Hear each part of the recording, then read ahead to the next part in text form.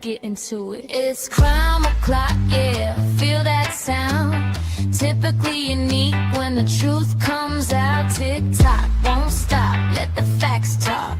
Pull up real close, yeah, it's crime o'clock. Clock, clock, yeah. Typically new, neon signs glow, brick wall behind me. Headlines loud, but they never define me. They rush the story, skip the proof. I slow it down, let it show the truth.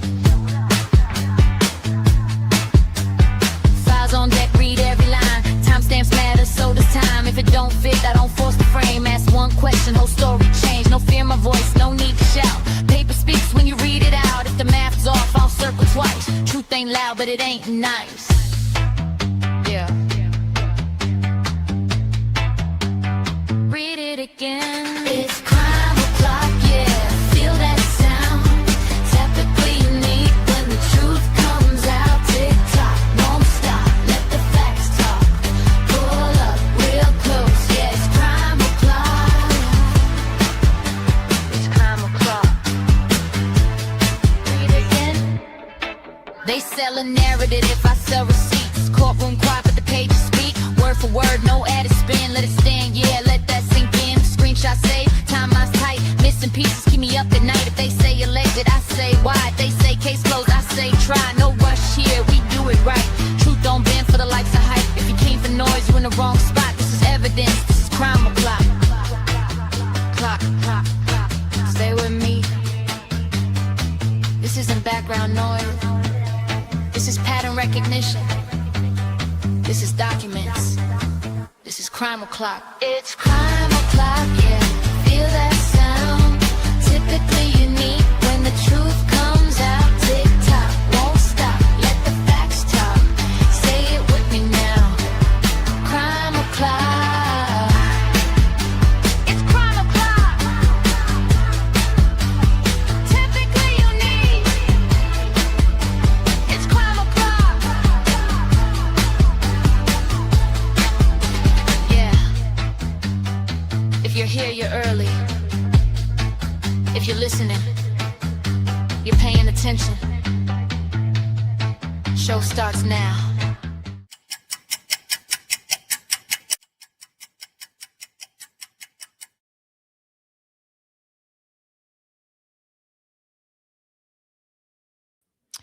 Welcome back to Crime O'Clock on Typically Unique. Hello, everybody.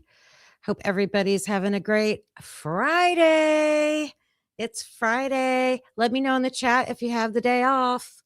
Holiday weekend. I hope you do. If not, I hope your clock out time comes fast today. Yep. We're on day 3 or 4 of a extreme heat warning around here. I've been outside in it every day. I know I've told you that over and over again every day. Are any of you in a heat advisory, heat warning area? Stay cool. Stay hydrated. Hopefully it doesn't last too long. It's brutal. It is brutal heat. And oh my goodness, I was watching The GOAT this morning. I'm sure you guys were too, over at Truth and Transparency. She was dropping that bomb over there. You're having a great Friday, Red Zebra, in the heat, listening to Kimmy. We're going to get the latest information. The pool's open. Pool's open, Red Zebra. As soon as I get off here, I'm going to jump in. Yes, yes. Yeah, I know the heat is very brutal for a lot of people, so I get it. Ro says, it's hot out there. Please drink lots of water. Yep, don't leave your animals out in the hot car or even outside. It's so bad. I'm even making sure my birds have water outside. I don't have birds in my house. The wild birds outside. I've been feeding them and apparently feeding the squirrels and the raccoons at night. So Yeah. Sweet pea, I would, if I didn't have like a above ground pool, I would go buy like a blow up like kiddie pool or something and like throw it in my driveway if I had to, and I would just lay in it. I've done that before. Fun fact, I've been there. I've done that before. That's funny. The only bad thing about that is you can't float. I like to float. But oh, Sweet Pea, you do the same. I know those raccoons. The only thing I'm mad about with that, like, I feel like I made a choice between birds or my bunnies, and I'm gonna miss my bunnies this year. I don't think I've seen an adult bunny in my yard, and it's probably one of my babies that was born in my garden. Um, I'm sure because I've had like 2 or 3 years of baby bunnies. But I've only seen them like a couple times in my yard. And because of the raccoons coming around, I know they'll sense their scent. So I don't think they'll pick my yard. So that's a bummer. What are you saying, G Bean? You almost got out of your car and punched a guy because he was texting on his phone, walking his dog who was dying of heat and burning his paws. Oh my gosh. Yeah. I saw a situation like that too one time. Carlos and I were traveling. We were at a hotel and I was out doing my walk and a girl was walking her dog and I saw them leave and then I saw them come back and she had to like stop over to the side in the grass and she was like sitting down and holding him and I was like, is he okay? And I think it was right at the beginning of summer and it was just probably a big shock for him. Probably hadn't been out in that weather before. Yeah. All right. Someone was asking me someone was watching the replay and they noticed my goose back here. This is Ophelia. And like if there was a meaning behind it or whatever, but no deep meaning over here. I just got into the porch goose, the porch goose phase. So I thought it was cool. I wanted to do it. So I usually you come up with a name. So I named her Ophelia after Taylor Swift. Oh, that's what I wanted to bring up today. Ophelia Hunkerton, because it needed something with a goose name, right? And I like Bridgerton, so I was like Hunkerton. So I just brought her in off the porch, and I haven't put her back yet. So, today's wedding day, I guess, you guys. Any Swifties out there? Is today the day? I was watching TikToks last night, and it looked like yesterday was like, well, everybody was getting there yesterday, all the family and friends. So it looked like possibly yesterday was maybe rehearsal dinner time. Yeah, like Madison Square Garden. I mean, I've been watching it for like the past week. Yep, Madison Square Garden. And everybody was like, it's a fake. It's a fake. That's not, she's not going to get married at Madison Square Garden. But I listened to somebody who gave a very good reason why she would. And it's because of the security. If you think about it, that place can be locked down. And she has the money and resources. Like she goes on worldwide tours and can transform her sets into like amazing things. So she can do whatever she wants in there. I'm sure you wouldn't even know you were in a sports arena. Yeah. Yep. Taylor Swift, Travis Kelce getting married. So no way, G Bean. Your sister-in-law is best friends with Jason Kelce's wife. Oh yeah, what's her name? I should know this. I like her podcast. Love her podcast. I just love their whole family. And I really love that the Kelce's are from Cleveland. That's like 50 miles away from me. Yeah. Yep. So just some pop culture there. Okay, so back to truth and transparency. So she got documents, of course. She always gets the receipts. Looking at the WSU officers who identified Bryan Kohberger's car, apparently. Okay. And from my understanding, and I was Kylie, thank you. Kylie Kelsey, yes. From my understanding, she was saying that when they identified Bryan's car, they wrote down his old license plate number, right? And remember, we watched the footage of Bryan at the license bureau, him in the license bureau getting his new plates. That happened before they identified his car. So he had new plates and they wrote down the old plate number. Red flag, red flag.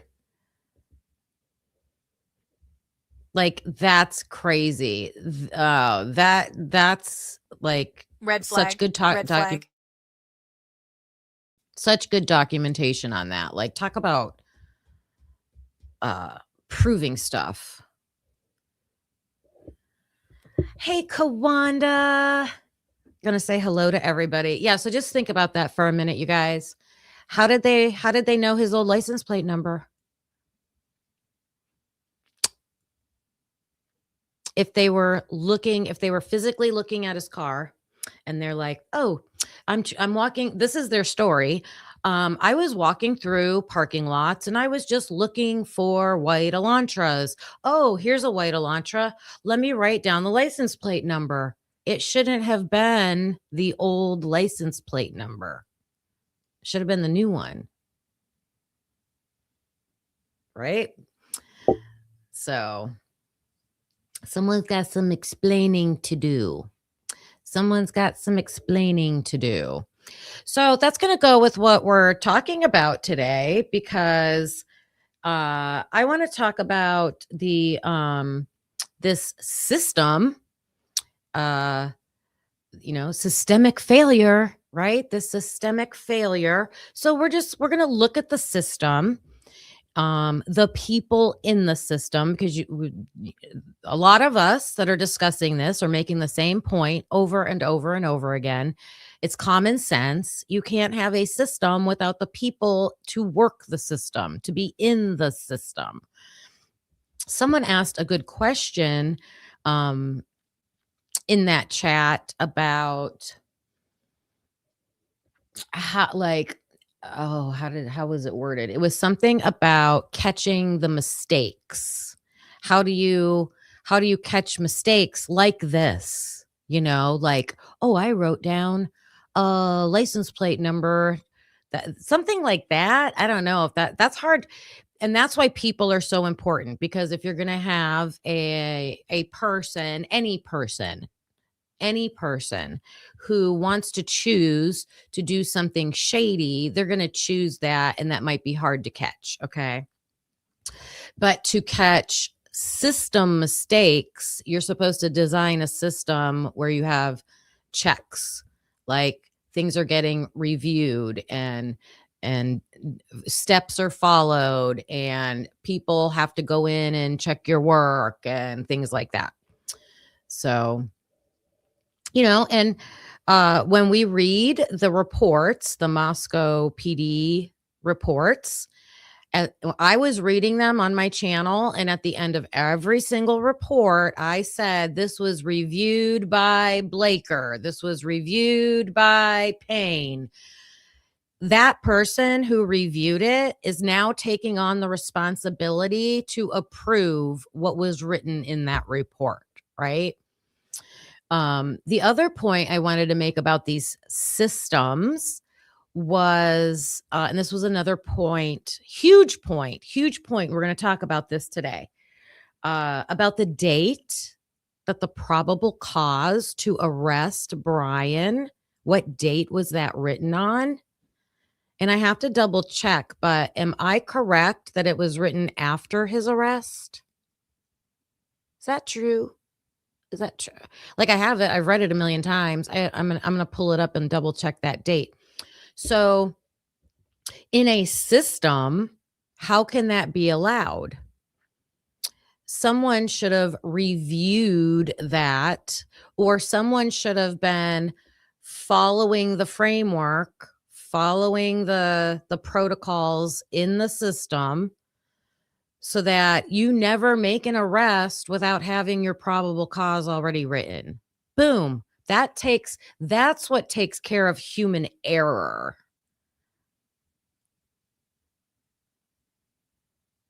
And that might be why is kind of leaning towards that. Like, you can eliminate human error. I don't think you can ever 100% eliminate human error. People are going to try to sneak and lie and cheat, and if they want to, if they choose that, if that makes sense. All right. I want to say hello to everybody. Hi, Blue Devil. G Bean is here, holding it down for the Mod Squad, the Pete Patrol. Hi, Sweet Pea.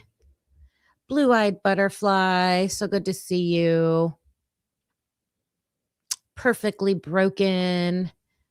Wendy, hello, Wendy. Thanks for being here, you guys.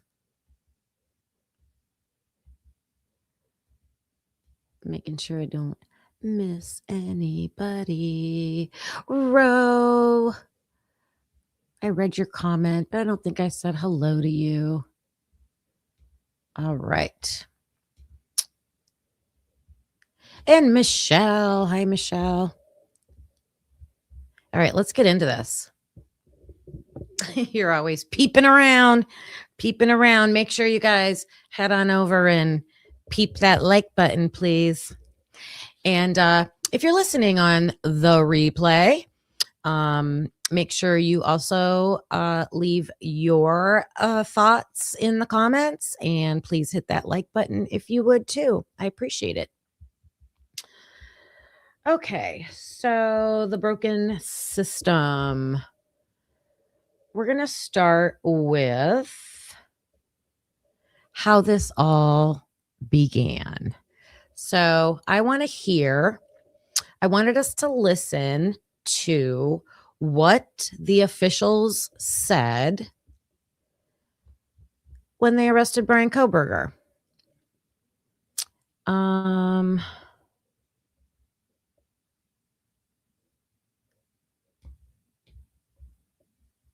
Let me find it. There it is. Not that one. This one. Okay. Okay. So I have shared a couple times on my shows exemplary press conferences, arrest press conferences, and the two I believe I shared were Long Island serial killer when they arrested Rex Heuermann. They came up to the podium after they introduced themselves, and everybody always pats themselves on the back. They they were like bragging about their work. Like, here's the history of the case. It failed the first time. The case was originally in a small police department, but then they put together a special team and they went in and solved that case in 2 months, I think it was. And they're like, here's all the evidence. Like, they stood at the podium and they were like, we've got this. We used phone towers for this. We located him here with this. We tracked him with this. Like, they just said it to the public at a press conference. The other one, I cannot remember the attorney's name. Oh, no. The other one that I had pulled up, I haven't shown yet. I'm not going to show it today, maybe another day, but the D4VD arrest, David Burke. I was covering that case. I haven't covered it in a while. I need to do an update, but they also had a press conference where they were like, yes, we know we took a long time to come down with an indictment, but here's why. We had to make sure we got this, and this. Here's what we got. Here's what we know. I mean, they laid it out on the table right at the press conference. So let's see what Moscow did. And I know you've probably seen this before, but we have a lot of hindsight now. We have so much more information now, right? We've got the court documents, we've got the forensic reports, we've got the DNA reports, we've got the fingerprint reports, we've got the autopsy reports, we've got interviews, tons of interviews, body cameras. So let's listen to it through that lens and analyze it. All right, are you ready?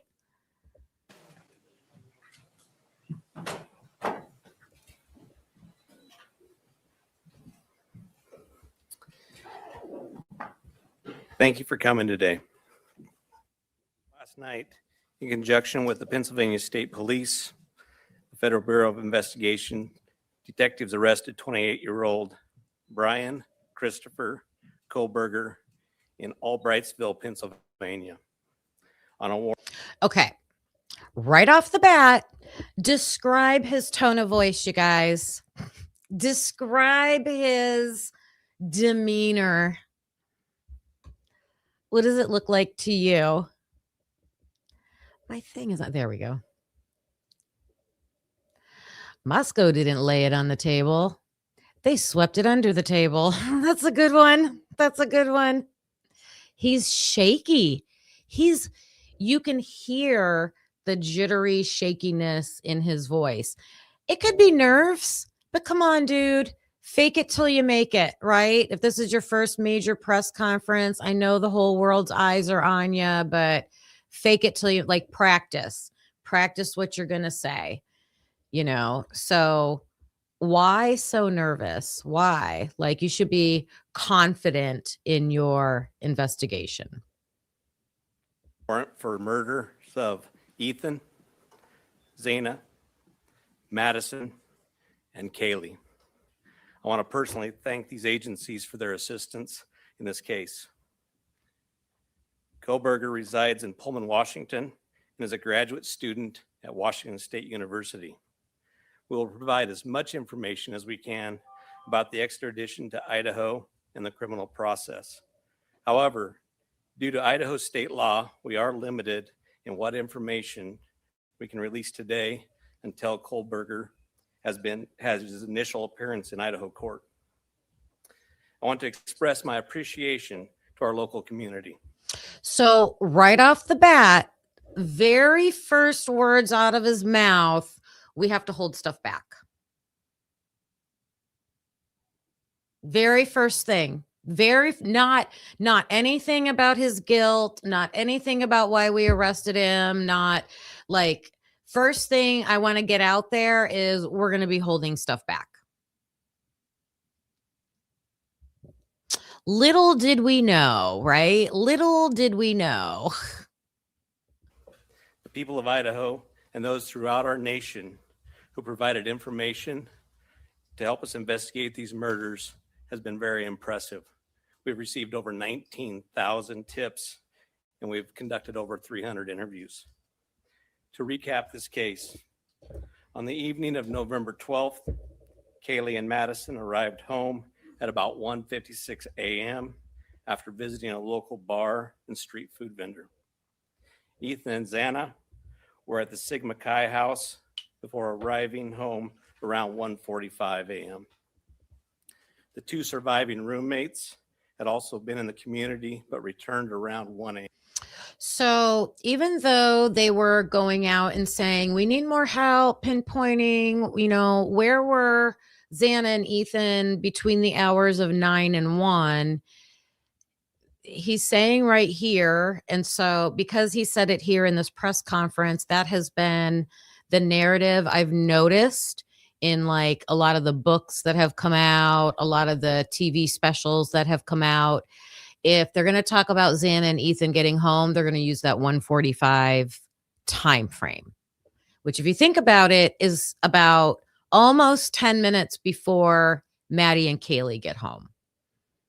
And we're not allowed to hear that on the 1112 footage. So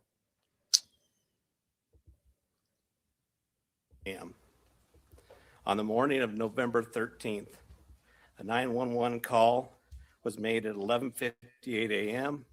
reporting an unconscious person at the residence. The call came from inside the home from one of the surviving roommates' cell phones. Moscow police responded and found 2 victims on the 2nd floor and 2 victims on the 3rd floor. On November 17th, autopsies were conducted and the Latah County coroner confirmed the identity of the 4 victims.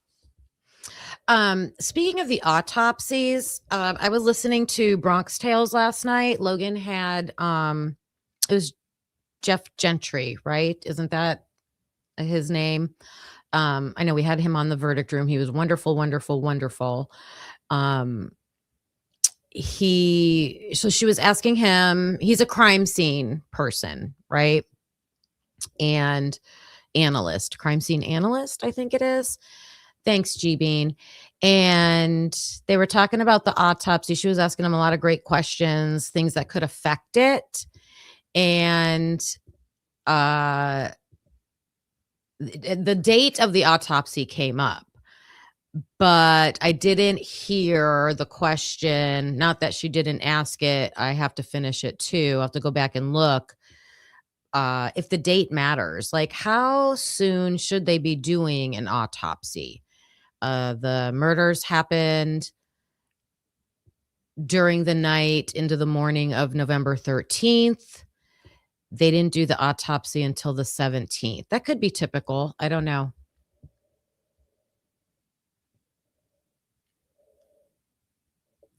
Oh, she did ask, and he, like next day it should be done within 24 hours. There you go. Oh, we won't do it until 4 days later, guys. 4 days later. Timing matters.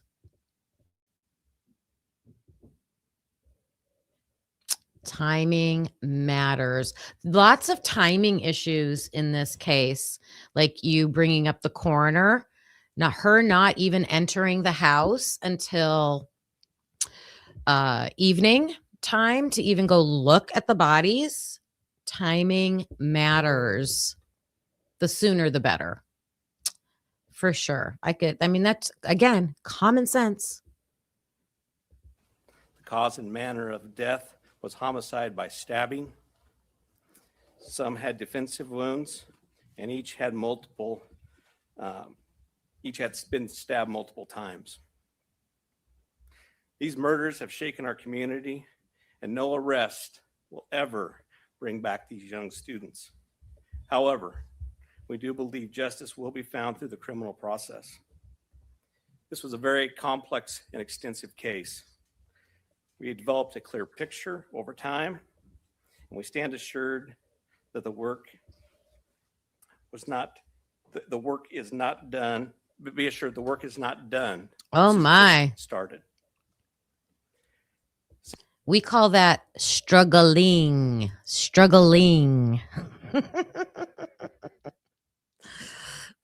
Carlos and I say that all the time that way. It's from an old commercial. I can see Joe Namath, I want to say. Somebody like that made a commercial and he said struggling. Since November, we have remained laser focused on pursuing every lead in our pursuit of justice for the victims and their families. I recognize the frustration with the lack of information that's been released. However, providing any details in this criminal investigation might have tainted the upcoming criminal prosecution or alerted the suspect of our progress. We will continue to provide as much information as we can as the process moves forward. Today, I want to specifically thank our dedicated Moscow Police Department detectives, patrol officers, the Idaho State detectives, the Idaho State troopers, and their crime lab technicians and scientists, and the Federal Bureau of Investigation for the resources and personnel to conduct this massive investigation.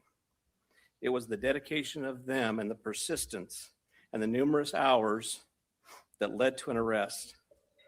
Fortunately, these highly skilled people worked together as a cohesive team to solve this case. I also want to thank our community and the nation. Over the past 6 weeks, I've been continually reminded of how much our community cares.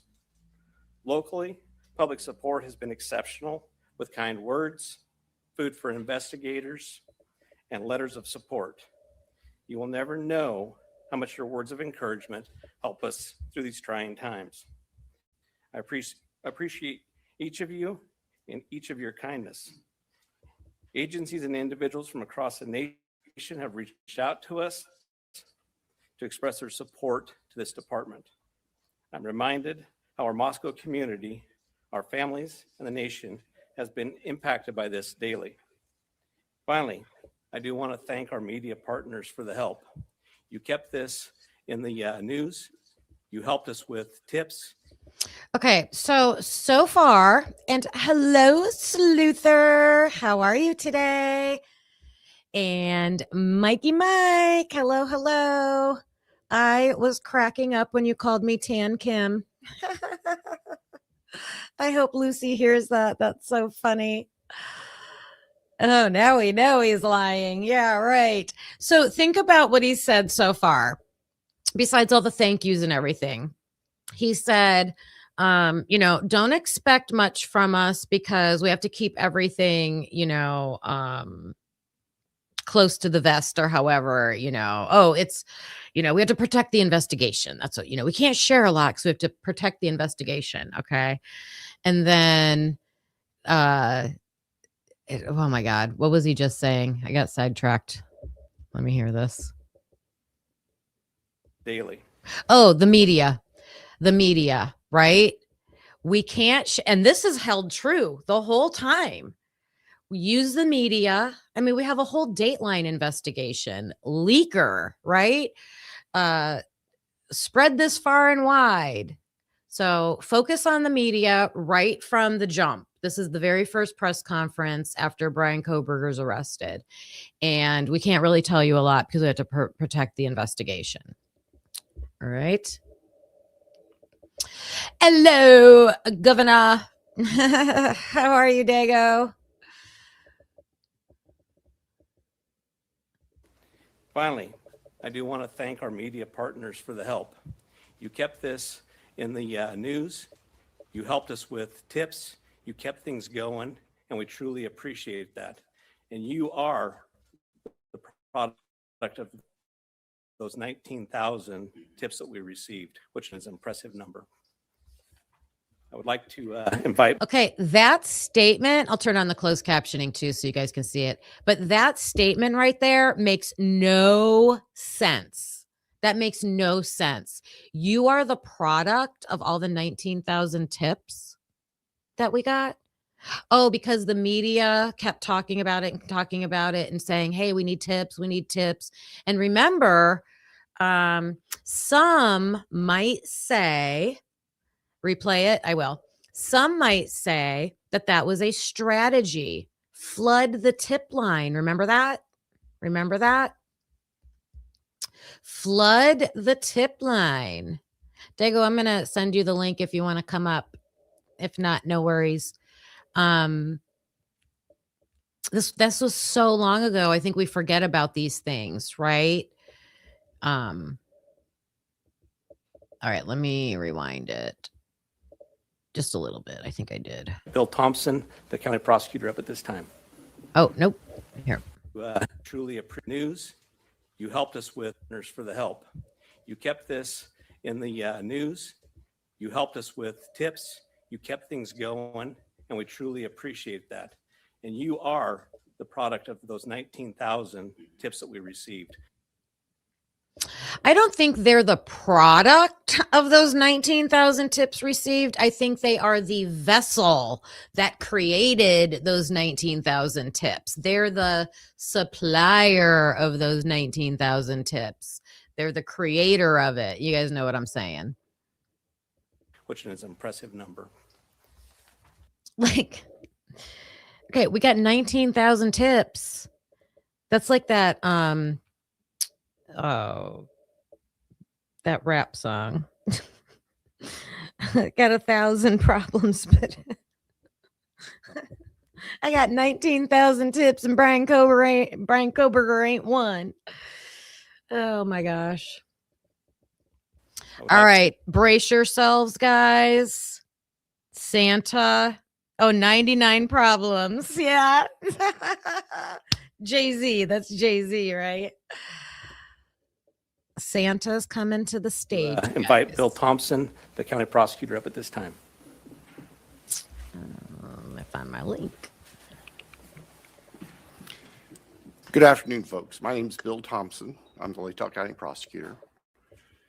And it's sad to be here, but happy to be here at the same time. As Chief Fry indicated, a criminal complaint was filed yesterday here in Latah County, charging the defendant, Mr. Kohberger, with 4 counts of first-degree murder, in addition to felony burglary, which involves entering the residence with the intent to commit the crime of murder. Mr. Kohberger, and let me preface, there's a pending case now in court, and I and my office and the investigators have to live with the restrictions that our Supreme Court places on pretrial publicity. That said, so right out the gate, so we have yet to hear, we heard from the chief of police.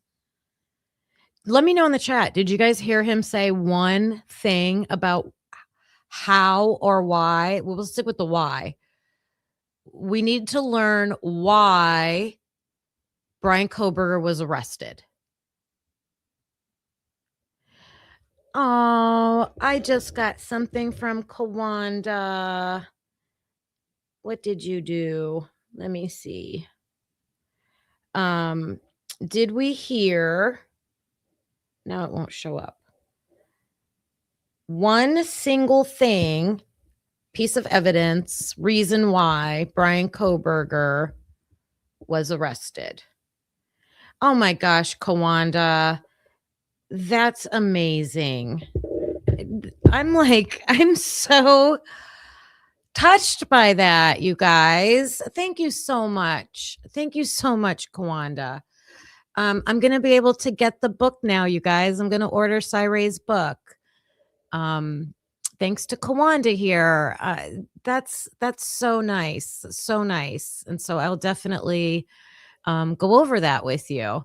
She made a funny little reference earlier about we have to have class. We have to have class for the book. So yeah, I'm very touched by that. Thank you. Thank you so much. Let's do a little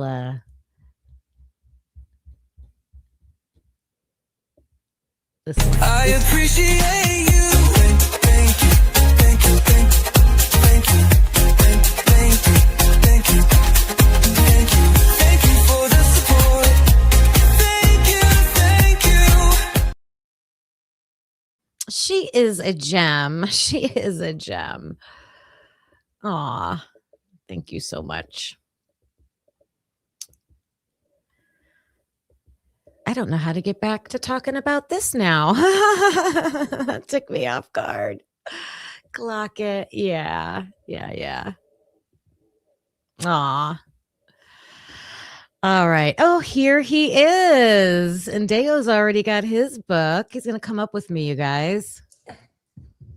Hello. Good afternoon. How are you doing today? I'm good. How are you? Good. Thank You you, have the thank you. book. Yes, I do. Is it hardback or paperback? I heard you talking about that and I missed. It's I'm so excited now. paperback. It weighs about 52 pounds. All right. All right. Oh, I can't wait. I cannot wait. Well, some of it I think you'll be disappointed in, as I was, but it Yeah. is what it is. Hi, Yeah. everybody. Good to see you all today. Yep. We'll pause just for a minute on the video, you guys, and just backtrack because I wanted to touch base with you. Did you Yeah. see what Lana was talking about this morning? I did. Nobody thinks that, Kawanda. Nobody thinks that. Thanks. What? I missed it. What did she say? She said, I promise I'm not tossing money to buy friends. Oh, we know all of that. We love you, Kawanda, period. Don't you worry about that. Oh, yes, I get I'm reading between the lines. I got you. Anybody that would say that is, I'm No. sorry, that's just ignorant. I got you, girl. I got you. We love you in this community, period. There's no doubt about it. So don't you ever worry about that. Yeah, and I'm staying out of all that drama over here. We all. So we am all- I. You and I, yeah, I'm staying out of that. I'm ignoring it and just avoiding it. So I'm doing what we do. Yeah. Yeah. All What the right. heck is going on with my avatar? That's weird. Did you do that? Did you put that there? No, it's weird. That's an old one. And I don't know why I can't get into my other one, but okay. Anyway, I think I know what's going on. It's my StreamYard account. Yes, you are all important. Every one of you, period. Yes. Yeah. Yep. No, I wanted to touch base with you real quick about what Lana found this morning with the license plate. What did you think of that? Oh, that? No, I didn't see that. I thought you were talking about what she was talking about last night. So enlighten me. Oh my gosh. So we saw Bryan at the DMV getting his new plates. Right. The lady told him all about like how to take off the old ones, what to do with the old ones, blah, blah, blah. We should go back and watch that because does anybody remember in the chat or do you remember what she told him to do with the old ones? Because she gave him some kind of hint or tip to do. But anyways, when the guy was going through the parking lot writing down license plate numbers, he wrote down his old license plate number. Oh, that, yeah. The lie thing. Right. He had a new one. He had a new one. Well, wait a minute. So how could he, if Bryan had a new license plate on his car, how did the guy get the old plate number? That's the question. Well, that's the question. When's Bryan's birthday? Didn't he do it on his birthday? It's the day before mine, November 22nd, I believe. Okay. And they mine- supposedly got his name on November 29th is what they're claiming, right? They claim, yeah. So definitely had the new plates. And you don't Yes. mess around with those. Like you put them on your car right away. You have to because you'll have like the expired tag and stuff. 1,000,000%. Yeah. Yeah. That's, I mean, 1 million. Like when I go to the BMV, if I switch plates or if I do it in the parking lot, truly and honestly. So you want it on there. Hi, baby. Baby Ames. You want it on there as fast as you can get it on there to make sure you're legal. So. Yeah. Hi, baby Ames. I know. Carlos, I'm like, I procrastinate. Carlos is like, get that sticker on your license plate. Right. Like as often as you can. Yeah. So what I'm doing is like, okay, wow, that's a huge, like, talk about a system failure. It's not system, it's the people. We're, talking about that. So I wanted to go back with everything we know now. Like we've got all these reports, and I don't know how much you heard me say earlier, but now that we have all this stuff, we're looking at the first press conference after they arrested Bryan. Chief Fry sounds like he's never spoke into a microphone before in his life. Shaky, nervous, not confident. Mood ring. He didn't say one single thing about why they arrested Bryan Kohberger. Mm-hmm. And the only 2 points he made were we have to protect the investigation. So he just like, I'm not going to tell you anything. and then thanking the media. Like all these we got 19,000 tips thanks to you. That's it. Those are the two things he said.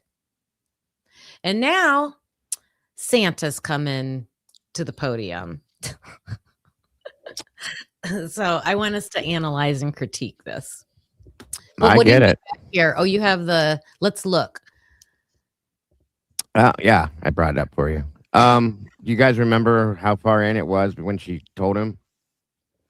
I don't. Towards the end. It would be towards the end when he's getting ready to leave. And also, we want to see that he actually leaves with the license plates in his hand. Sorry, guys, I'm bouncing around, but Dago pulled this up, so this is awesome. 1 minute. Yeah, Let's see. and then Santa Claus is coming to town. Dirty Santa. Dirty Santa. Let's see here. Idaho just eliminated registration tags from their plates. Well, that's good because that saves people money. Yeah, yeah, but they're probably going to overcharge for other things, though. Well, that's true. That's how they do it here in Ohio, Mr. DeWine. All right. Yeah. Thanks, G-Bean. Yeah. Life sentences for the murders. Well, I went too Serving far. 4 consecutive. He is now serving 4. Oh, wrong Oh. video. Wrong video. Yeah. Sorry. I'll grab the other one.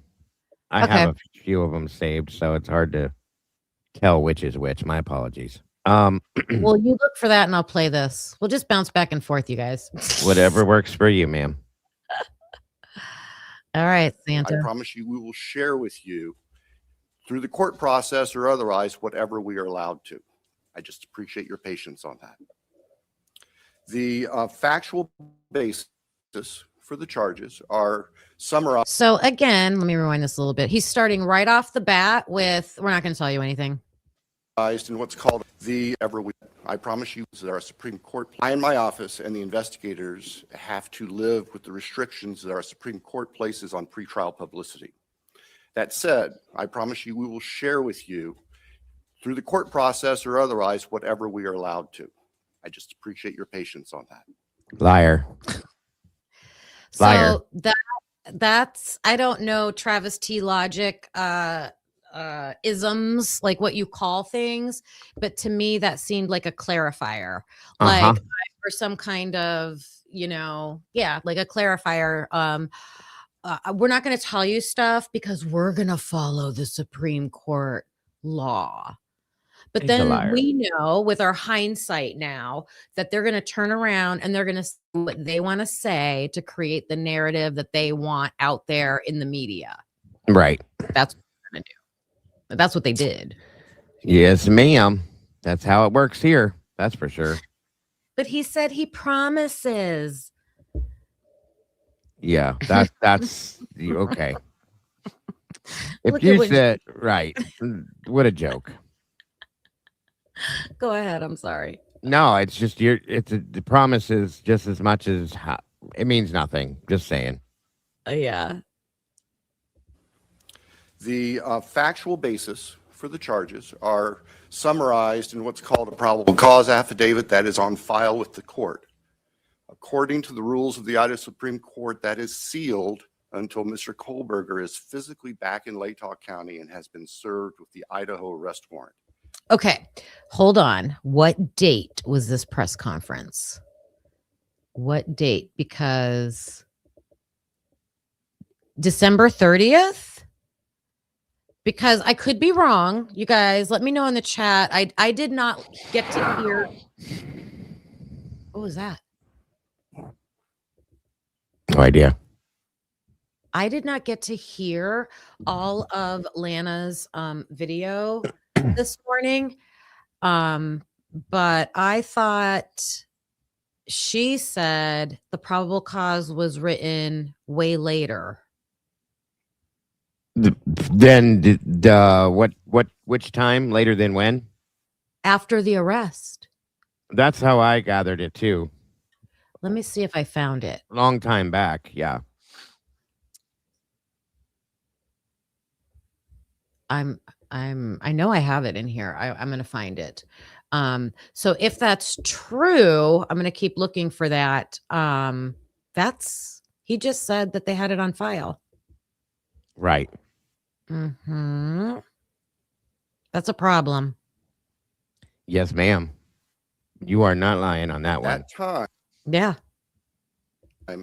we expect that affidavit will be available to you so you can share the true facts with all of your readers and your watchers and your listeners and all of the people who are interested and really need to know what's going on. So please have patience with us on that.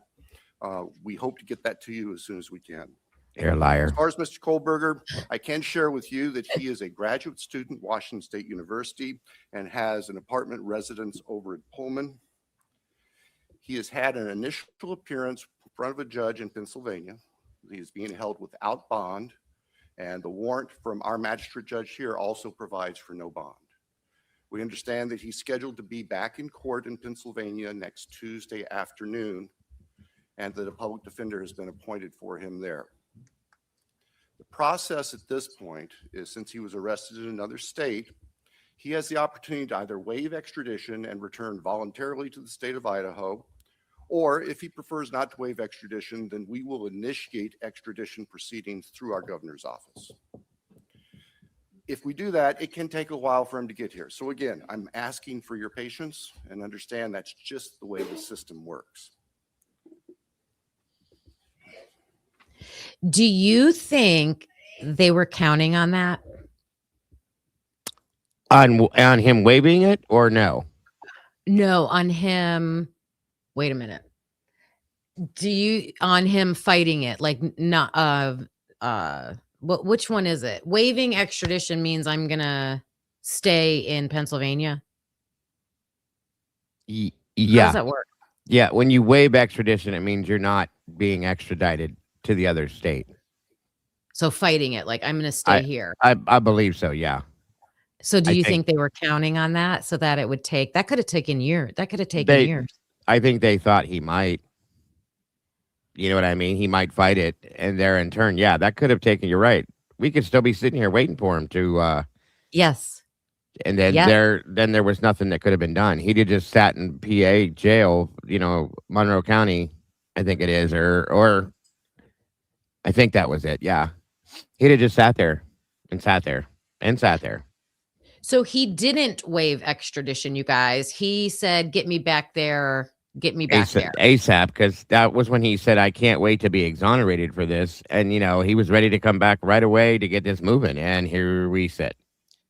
So my thought, just speculating over here, my thought is they were probably counting on him to waive the extradition, meaning I'm going to stay here in Pennsylvania until someone forces me and you guys drag me back to Idaho kicking and screaming. The prosecution, if they could have possibly wanted that, because then they would have never had to show anything. They wouldn't have had to do anything. There would have been no hearings. There would have been nothing. That is correct. So he might have put a big kink in their Very, plan. very possibly. Yeah. Yeah. Yeah. Because if they thought that he was going to stay extradition, meaning stay in Pennsylvania, they knew it would take forever, possibly, and so on and so forth, and it would be a fight. And that could have. We don't know what their plan was, obviously, but that could have definitely caused problems. Do I have it backwards, Charm Free? Whatever. If I'm saying it backwards, I apologize. So I'll just use the simple words. He chose to go. He said, "I'm not going to fight it. I'm going to go back to Idaho because you guys have a probable cause saying that I'm the one that did this, and I can't read that until I get back in the state of Idaho." Right. Yep. That is correct. Today's all about hindsight, you guys.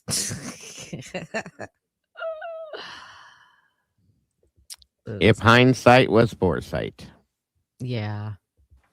Once he gets here, he'll have an initial appearance with our magistrate. They'll deal with issues such as making sure competent counsel is representing him, and the case will be scheduled for further hearings.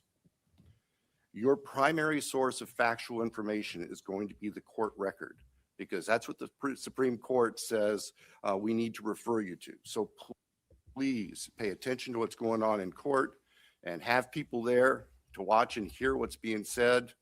As an attorney, myself and my office, we are limited on what we are allowed by the courts to say outside of the courtroom. That's not true. Is No. he talking the Supreme Court of Idaho or the Supreme Court of the whole country, do you think? That's a good question. Because that's not true. Like, I was It's- just talking about how they did the presser for the Long Island serial killer. Like, we hear a million press conferences. Right. Very much. Yeah. Right. It's got to be Idaho, like specifically Idaho. It's the only thing that makes any sense. That's If so. it's even remotely true. He probably thinks people don't know anything, so he just says what he wants. Right. But I'm just picking out all these little tactics that they're doing. All these little tactics. Like, because here we are. Let me see how many minutes in we are. And we haven't heard one thing about why they arrested Bryan Kohberger. 9 minutes in. Nope. And we're not going to. They don't. There's nothing in the documents that leads up to that either, ever. We went through all these documents and it never shows, because they don't have probable cause to arrest him. We knew that. Then we know it now. Even more so now. Well, they had the car and the DNA that they were claiming. That don't exist. Right. Now we They- know then, now. yeah. those issues, yeah. Right. But they're not even saying that. No. Nope. It's a scam. This is crazy. So please just work with us. Finally, as the chief indicated, this is not the end of this investigation. In fact, this is a new beginning. Y'all now know the name of the person who has been charged with these offenses. Y'all now know. That information out there. Please ask the public, anyone who knows about this individual, to come forward, call the tip line, report anything you know about him to help the investigators and eventually our office and the court system understand fully everything there is to know about not only the individual, but what happened and why. There's where the propaganda Wait a train minute. started. Chief indicated, this is not the end. Yeah, tell me what you just heard him say. That he said, well, first and foremost, real good in English here, sir. Y'all now know. And then he said that if anybody knows who this individual is or anything about him, please call the tip line. That's where they allowed the propaganda train to start hauling down the tracks, because that allowed for people that went to school with Bryan that didn't like him at WSU, that he was a TA over top of, for them to say, oh, good, we're going to get him now, to make up all the shit that they've made up, to turn it into something bad and start calling in all these things to the tip line, one by one, which in turn is how this all started on the rails that it did, to get to the point that we're at this point now, which is how they convicted this man by the court of public opinion, not in the court systems, by this idiot. Well, yeah, because you've arrested the person that you have the evidence for, but you're saying they're still asking for people to call in. Right. Exactly. If you know him, well, if you know what you're doing, and if you're doing your job, you already arrested him.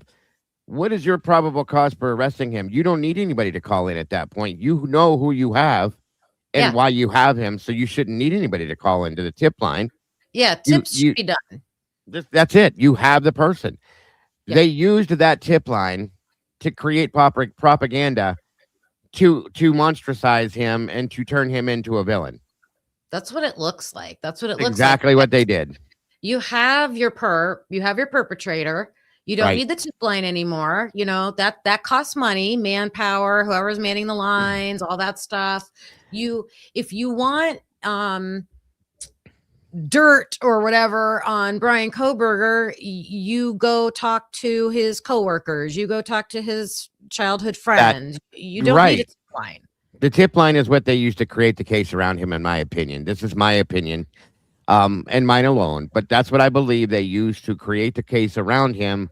Again, to villainize him and monstrosize him, to turn him into the person that the public wanted him to be, or that they wanted him to be in the public's eye, is what I'm trying to say. I'm sorry. Mhm. Because they didn't have that on him. That's why they were doing that. They wanted people to call in and say, we have, because we have this outsider that we're going to put in play for this case. He was chosen, as Ann says. They chose him, put him there, and then built the case around him. And they used this tip line to do it. That's been my opinion the whole time. Yeah. Didn't someone try to FOIA the tips? Records Oh, request? yeah. And it was completely denied, I believe. Or it was an astronomical amount or something. I thought it was can't remember which ignored. one. Oh. I may be wrong. Don't quote me on that, but I thought it was Yeah. ignored. Would be interesting to see what those tips were. I'd love to see it.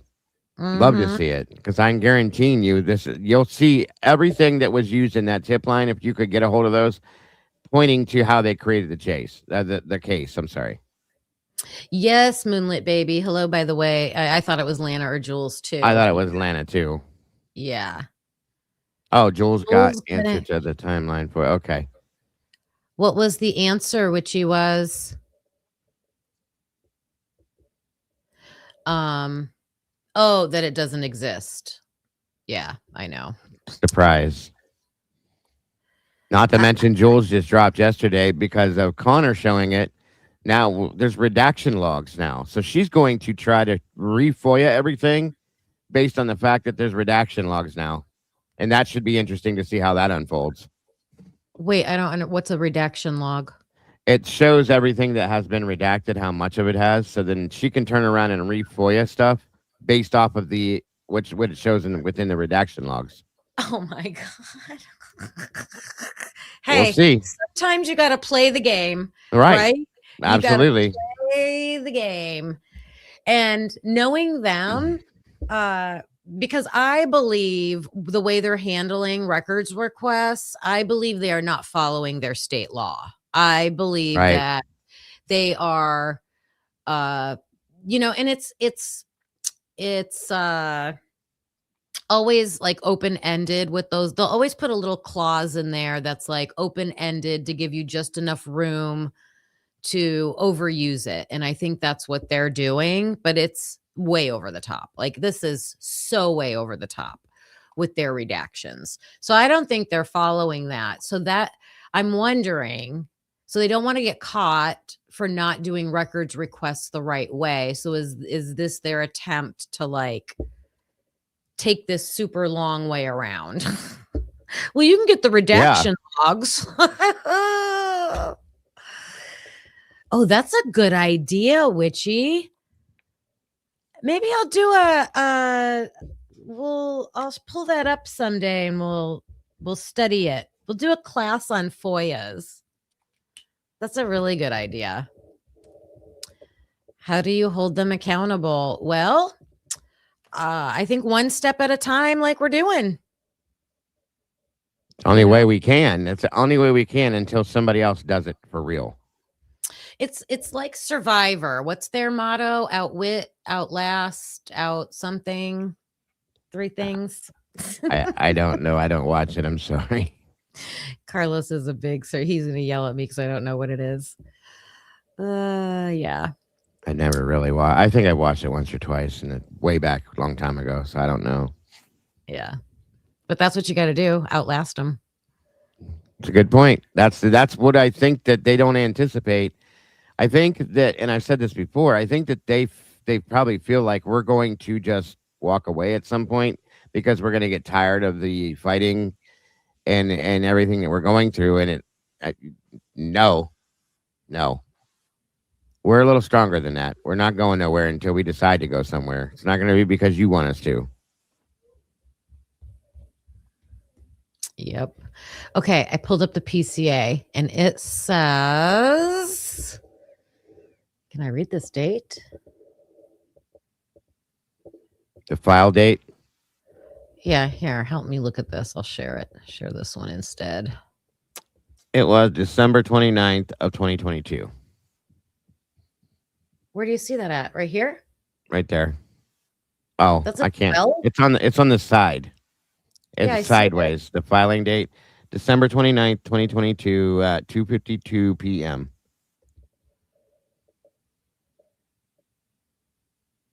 Oh, right here. Yeah, that's the file date.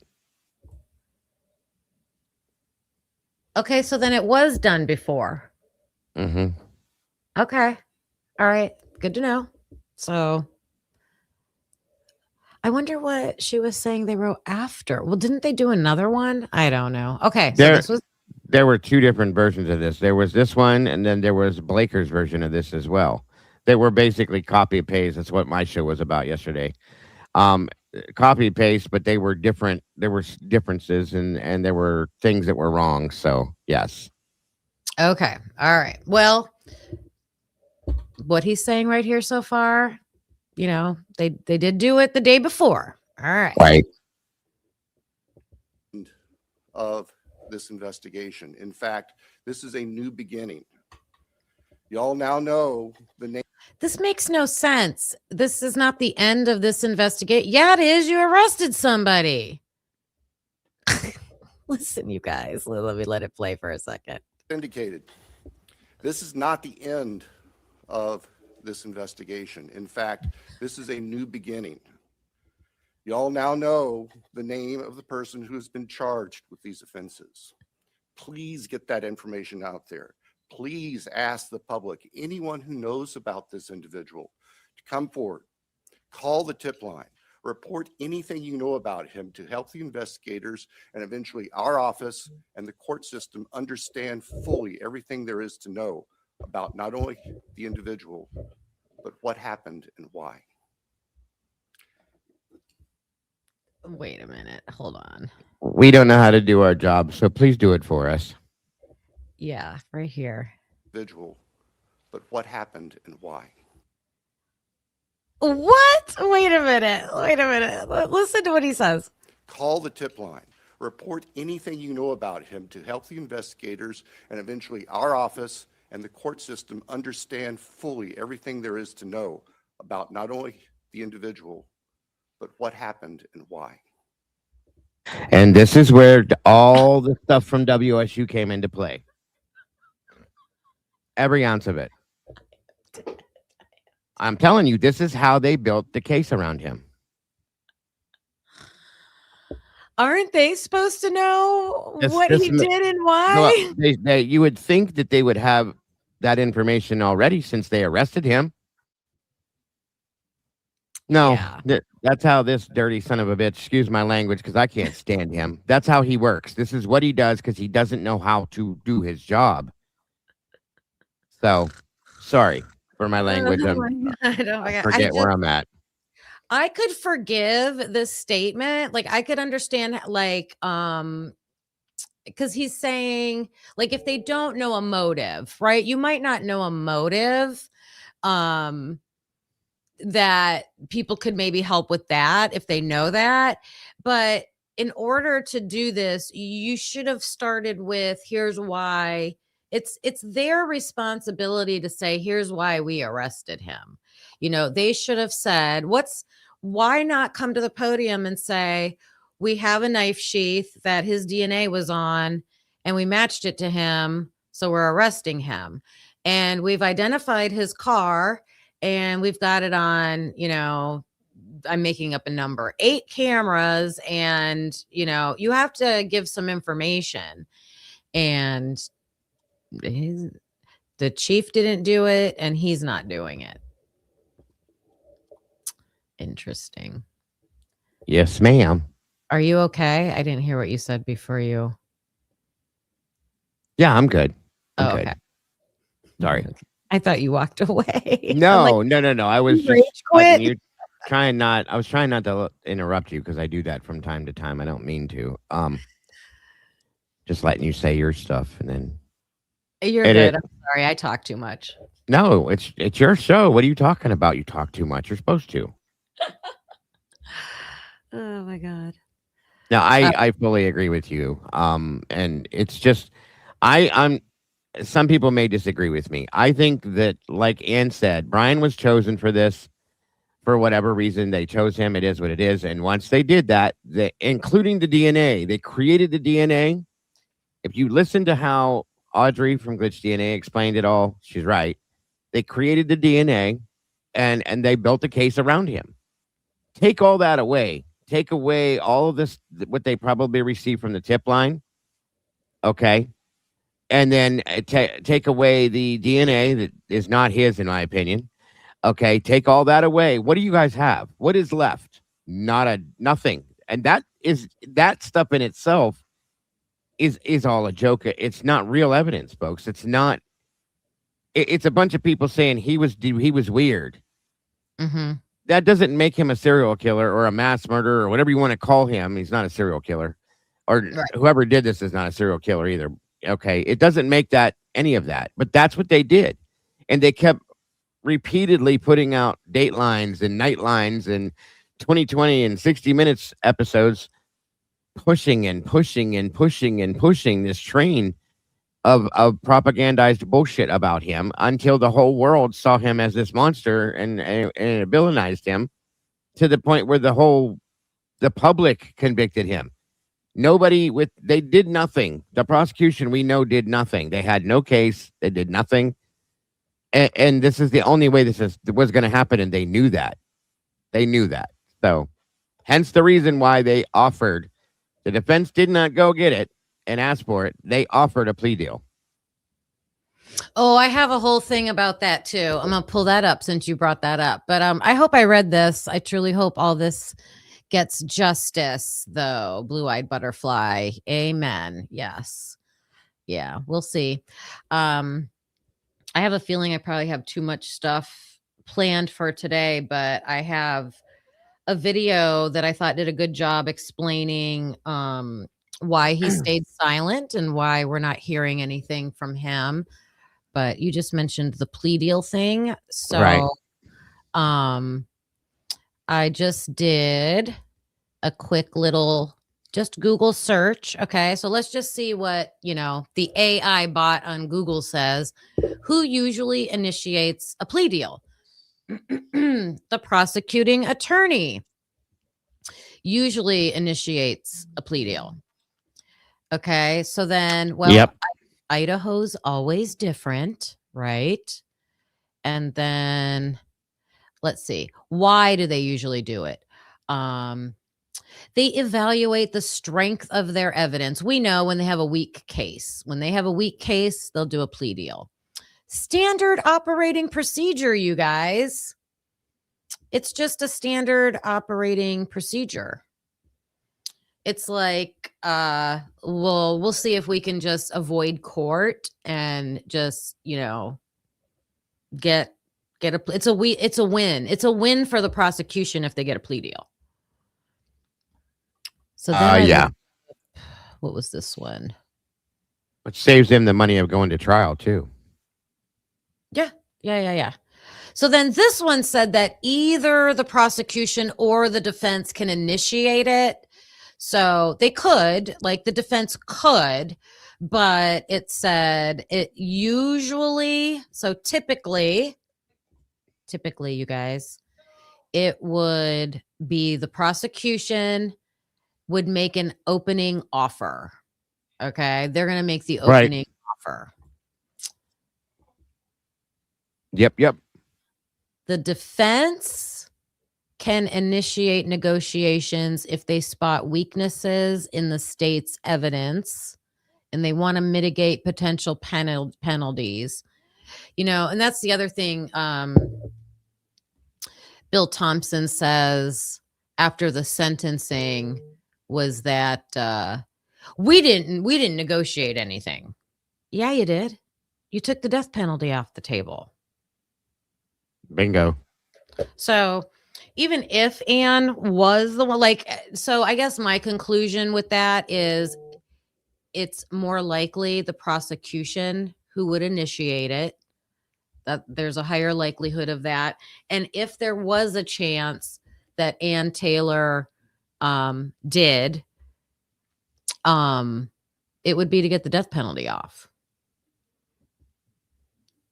Of course, that's the main goal. Mm-hmm. And it was, the whole time. But at the end of June, if you guys remember the hearing, Hitler stated, okay, we're at that point now where I'm going to need, I'm probably not his exact words, but I'm going to need to, I have that clip. right, your last best offer. That is when he's telling them, okay, it's time to put the plea deal into play. So that's where it goes. And that's where now it makes me wonder, because typically with plea deals, there's a little bit of banter back and forth. The prosecution comes out and says, here's what we're going to offer you. We'll take the death penalty off the table if you do this, this, and this. Okay. Then the defense comes back and says, well, we're willing to do this if you'll give me an Alford plea. Okay. And then they'll say, well, no, we're not going to give you that. We're going to give you this, this, and this. And that's my final offer, which is probably how this happened. We were told by Steve Gonsalves that they offered him a plea or an Alford plea. I don't know if that's true or not. It's just based on his word. I don't believe that for 1 second. I don't believe much of anything he says, unfortunately. No disrespect intended, but because of everything he's told us that has come out to not be true, you don't really have a choice. You know what I mean? So An Alford plea is when, like, they have so much evidence against you that right. or I guess it could also be like if he thought he had no chance in court. So I'll say I'm guilty, but then you get let out. Well, no, it's that he's taking accountability for the crime, but still claiming to not be guilty is how I understand it. Oh, innocent. So I'm innocent, but when you see, that's why I don't believe this for 1 second. I don't believe for a second they were going to let Bryan Kohberger out of jail. Never. But that's when you get an Alford plea, you're free. That's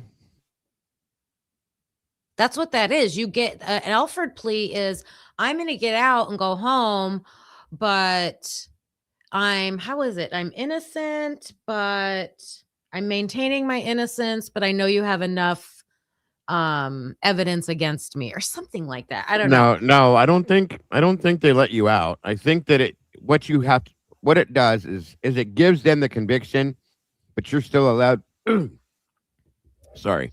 You're still allowed to maintain your innocence is how I understood it when I read it. Let me see. I always think of Damien Eccles. Is that the one? From the West Memphis 3. Yeah. That was a different situation though. Oh, it is. Okay. Yeah. You're right. But I thought he got out because of but maybe not. Okay. No. Completely different situation, which is hard to understand it. I fully get it. Like he would still be convicted, but at this point, with what he did with this plea deal, he had to admit his guilt. He had to say, yes, I did this. Yes, I did that. Yes, this happened. Yes, that happened. With an Alford plea, you don't have to do that. Okay. And the fact that they put this plea together without bringing allocution to it blows my mind. You don't have to do it. I understand that. But being that they had control of the plea, they could have and should have done it. And the reason I believe they didn't do it is because they knew that he couldn't tell them anything. That's what the answer to that is in my mind. Not that it wouldn't have been understood or not that he would have lied, which in all reality, he would have lied because in my opinion, he had no connection to this. So anything he would have said would have been a lie because he wasn't there. He didn't know it. And they knew that, which is why that wasn't put into play, in my opinion. Yeah. So you're right. An Alford plea is a guilty plea. You're pleading guilty, but the defendant accepts the punishment, but they don't admit their guilt. Right.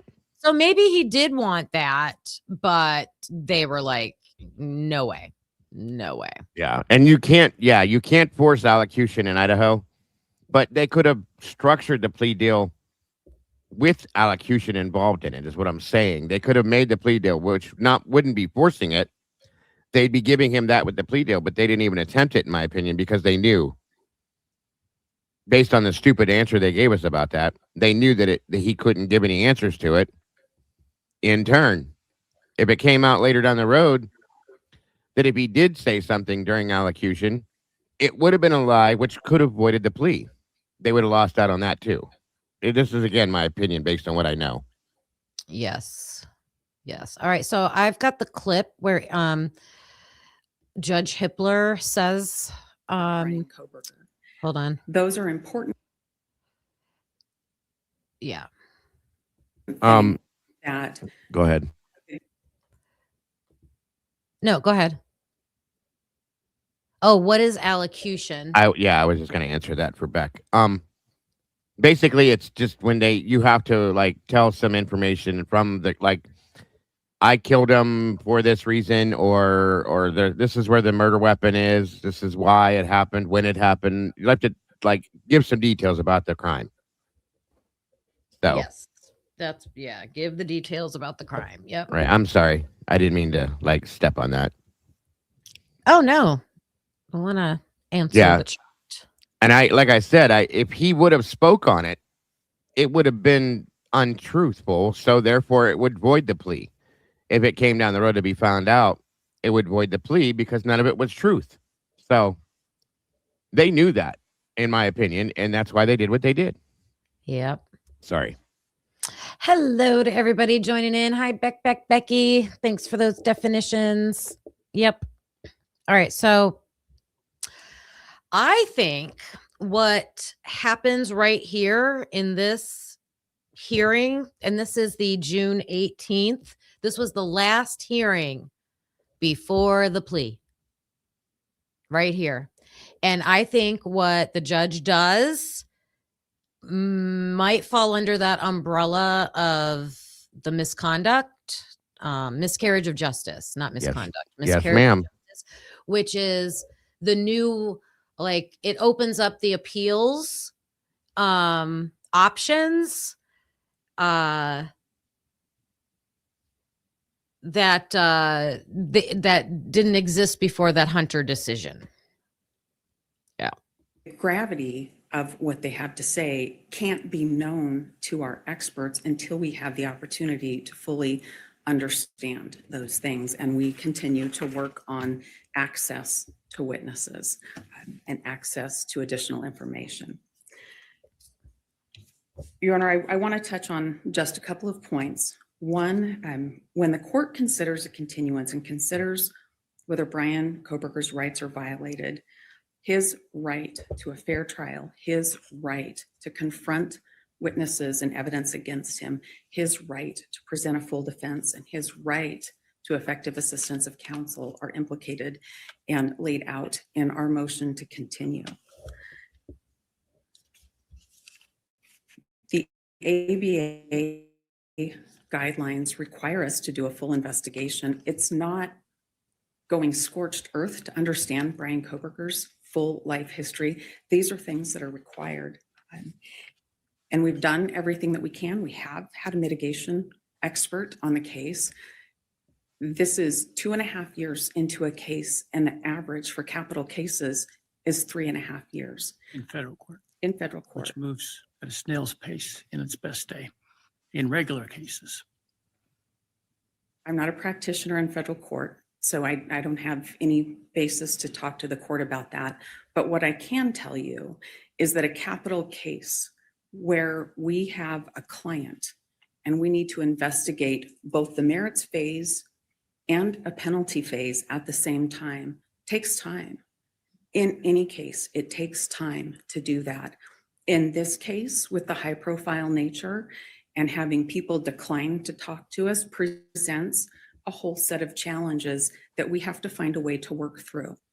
As the court knows, a lot of mitigation information is very sensitive information. It takes some time to be able to get people to talk about things. Realities exist too. Not all of the family members are in the same place. So there's travel that's required. All of those things take time to do in a case like this. 2.5 years is excessively fast to put all of that together. There was no delay in having a mitigation expert on board. There was no delay in getting investigators to work on the case. And as soon as issues became apparent, Mr. Kohberger's team did not delay and getting experts to help us understand specific areas of the case. Looking over the entire record, the court can see that the defense team has been diligent about discovery, about motion practice, about litigating issues in the case. There just still is a lot left to do. There is still a lot left that is not known. And Mr. Kohberger has a right to go to trial with prepared counsel that have conducted a full. Aw, perfectly broken me. You're going to go mow your lawn? I'm going to do that later today, too. In 97-degree weather. Yeah. Be Not safe. good for your out there. grass. You better water it first. Oh, really? It I will think my kill it. I think my grass is okay. Well, we'll see. I'm just Maybe I'll saying. get some rain. Mine's brown now because we cut it 3 days ago, and I found that you're not supposed to do it when it's that hot because it will do that to it. So water it first, then cut it. Oh, okay. Did you hear that tip? Perfectly broken me.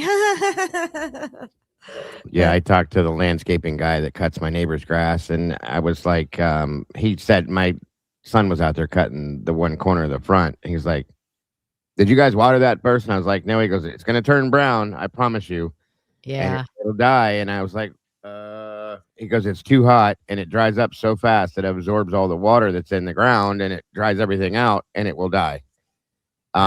Unfortunately, it doesn't kill the weeds though. Troy's right. But yeah, just water it down and then cut it. Right. Well, I'll just wait. I'll wait. I don't care if it gets long. But thank you for that. Perfectly broken me. Thank you. Thank you. Wait a minute. There we go. The 2 to the 3 to the 4. Everybody drunk out on the dance floor. Baby girl ass jiggle like she want more. Did you see that new one? I love it. The 2 to the 3 to the 4. Everybody drunk out on the dance floor. Baby girl ass jiggle like she want more. I have a song too now that goes with my super chats. I didn't want to copy yours. So I was trying to find another one to match that I can play that kind of matches up with money and stuff. What is it? It's just money thing, and it's from I can't remember what song, but Oh, cool. I got this one too.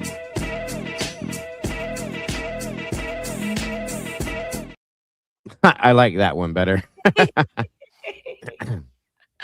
I love Biggie. Yeah, You know, me too. I guess if you make them short enough, I'm getting away with it. Yeah, if they're just clips, I think it has to be under 5 minutes or something like that. You can still use it because it's not a full. Yeah, mine are like the longest one is 7 seconds. So See, I can't figure out how to do I'm not good at what you did there with the clip, with the video and all that. I just make a song and it's in the thing. I hit the button and that's that. So. I know you're not a TikTok user, but in TikTok they have sounds. Well, YouTube has them now too for shorts. So I've never looked at that part of it, but on TikTok, if there's like, these are sounds. And so I just save it and then I just screen record the audio and then I just use it. Yeah, I have sounds, like a whole board full of sounds I can do, which I've added to my background now for different things, sound effects, of course, and trying to make people smile from time to time. You know how that goes. But Yeah, it's fun. yours are cool. I like yours. I always did. Thank you. ABBA has a song. No, it's not. I almost used ABBA's Witchy, and then I was going to use I gotta look Pink that up. Floyd's, but it's not peppy enough. Neither one of them are peppy enough. ABBA's was the first one I looked at, Yeah. but I didn't use that one. Witchy, I didn't. It's God, I can't think of the name of who did The it. one that You guys, goes, money, money, money, money. no, that was the OJ's, I think, and I couldn't use that one. I can't think of who it was. I'll show it to you eventually. Yeah, we'll see it later. You guys will get to hear it eventually, I hope. So, Witchy, do not use the money song from The Apprentice. you can't. You get struck within like a second. Yeah, good tip. Good tip. Good tip. Oh my God, that's funny. All right, let me get to this part. It's coming up. Investigation in both phases. Let me me see. And Just the between, part where that's where she's- not an individualized Everybody in sentencing the coop proceeding. getting It's- tipsy. All right, in short order. Here. Get an opinion out in short order. In the meantime, I fully encourage everyone to continue as if the trial is going to take place when it is scheduled for. Again, I reserve the right to write the decision that I come to, but as of now, I would tell you that it's likely you're going to trial on the date indicated. Is it, sir? All right. Is there any other matters that we need to take up in the public session before we break to go to the Wait a private minute, I session? got the wrong one. Oh my God. I need this clip. Everybody in the coop getting tipsy. Sorry, you guys. What date is this? Oh, the 18th. Oh, did he say she did it on the 15th? The 15th? I think it was the 15th. Yeah. Hold on. Good I got that one too. My goodness. Sorry, Everybody in the coop getting tipsy. I like that one too. guys. Kingy. Chingy's I might have to have you help me make a clip like that because I yeah. would like to do that too. Just show me how Yep. you do it. Everybody in the coop getting tipsy. All right. Is this showing up? Separate instruction. Insert yourself in the I don't subject. want that version. Okay. Prosecutors, Kohberger. That's not that one. This one. There we go. It's right at the right I'm time. not going to make you tell me that now, but I will ask you before the jury goes out what you want to do. Jen.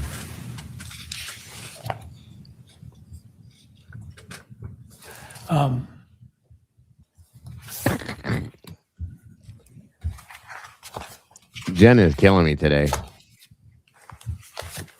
What'd she do? I'm missing Well, read it. it. Read. She's like putting lyrics in the chat. It's hilarious. 1, here comes the 2 to the 3 to the 4. Everybody throwing bird seed on the dance floor. Oh my God, I'm making this, Jen. Sleuth group chirping, they want more. Hit the tip jar and let your wings soar.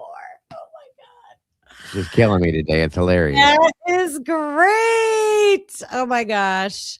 I'm going to go back and screenshot that later. That's wonderful. Bringing smiles is the best way to do it. I love it. Oh my God, that is the best. Yeah. Is there another one? I might have to write that song out and give it to you. Yeah. I'm gonna put one together like that. If I've tried to have like the AI song generators like imitate a style like of a artist. It won't do it.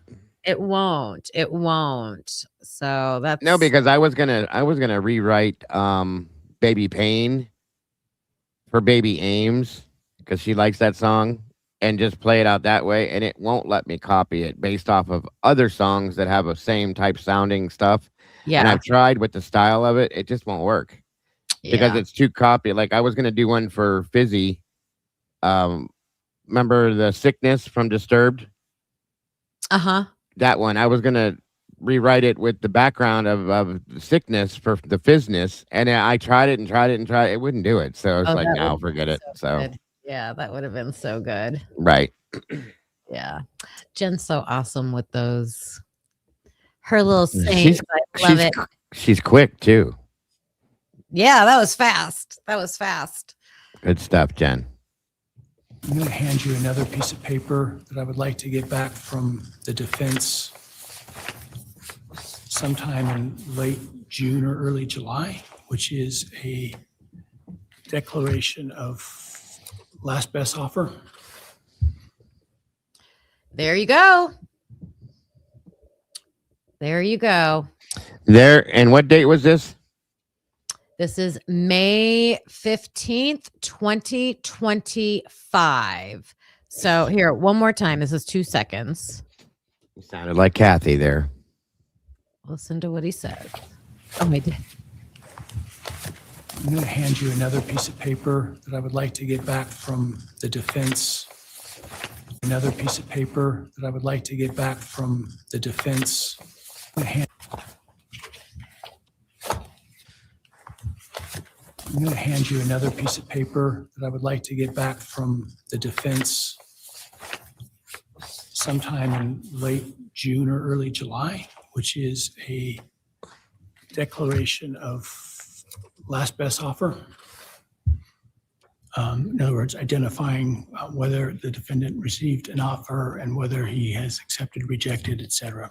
Just so that for purposes of post-conviction, we've documented that. Okay. Oh, that's a boom right there. That's the prosecution making an offer. Right. Are Right. you hearing that way? Listen, you guys, see if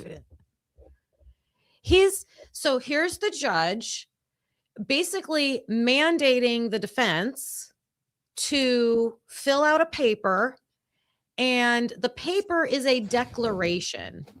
That's a statement. Well, it's standard procedure in a trial, like in a case like this. But again, this proves that the prosecution lied and said that the defense come running to them for this. That's not true. It doesn't work that way. It didn't work that way. They went to them, and I think Steve let it slide when he said that that Bill Thompson went crawling on his hands and knees to Ann Taylor with begging him to take a plea deal. I believe that at this point. Yeah, truly and honestly, I believe that. I believe that Bill Thompson was begging them to take this plea deal because he knew that if this went to court, very likely they were going to lose, and Bryan was going to either walk or it would have been tossed by the jury. If the jury, and I think the defense was worried that the jury was going to be, especially after what had happened with Dateline, that the jury was going to be tainted, and they do look to the judge for guidance, folks. The jury does in every case. They look to the judge for guidance on how they should do this. They make their own decisions. We know that, but they're going to follow the judge's lead on this. And I've seen it in so many cases. So the way he was acting with this, I think the defense knew that too and said, we're dead. There's no way. And that's, I think, why she took it, was just to get the death penalty removed. Yeah, but they accepted it, is what I'm saying. I think right here, I've never slowed this down and listened to this like this. And I don't think this is a standard procedure. You're supposed to be preparing for trial. They don't have to offer a plea deal. No, they don't have to. But he's making it seem like they do, and they don't. He's like putting this narrative on it, like, oh, I need you to. He's just like sliding us in there, like, oh, I need you to look at this. He's being very careful with his words to kind of put it on the defense. And I don't even know if this should have been done in public like this. Usually plea deals are like private. Well, they did it in the background. They didn't after he made a statement. Of course, they put it together in the background, but it's a mess. The whole thing is a joke, a sham, in my opinion, and they knew it was going to be, because although I will say he seemed to be surprised when they came to him and said that they accepted the plea. He seemed surprised to me. Maybe it was just me, but that's how I received it, was that he seemed like he was shocked. So watch that one next week. Yeah, I don't know. I'm playing on. I've played a couple of them, going back to the beginning stuff, and rewatching some of these, and we just watched it, I think, the other day, and it did seem like he was a little bit shocked. I think when it was, well, we didn't watch this one recently, but we watched it a ways back. And he seemed like put off a little bit. I was surprised because I expected him to know. Crazy. Yeah, that's crazy. So I'm going to give you a paper that I would like to get back from the defense sometime in late June or early July, which is a declaration of last best offer. Yeah.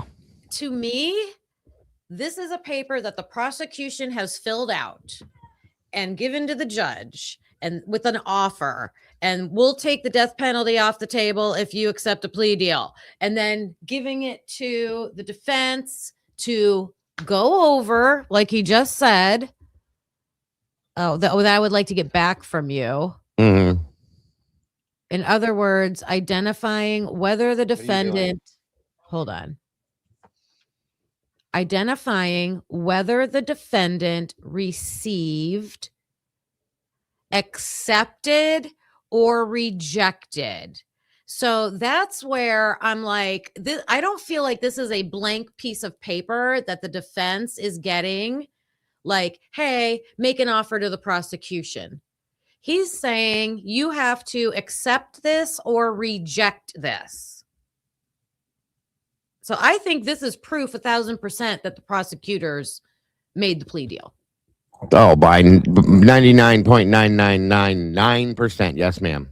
Yeah, and I know you and I are seeing the same way on this, but I don't think a lot of people, guilters. No, it's because of the way the prosecution at the end of the sentencing hearing, he had to put it out there like, well, that they came to him. That's not how this happened. It is not how this happened. It doesn't happen like that normally either. And many people knew that, but that's how he made it sound so that he could look like the hero, because he knew he screwed up when he offered a plea deal. So this was his way of putting a Band-Aid on it, which didn't work. So yeah.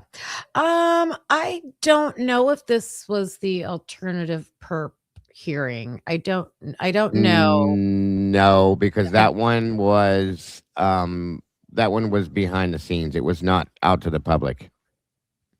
Oh, right. All we have is a transcript, which I will be reviewing relatively soon too.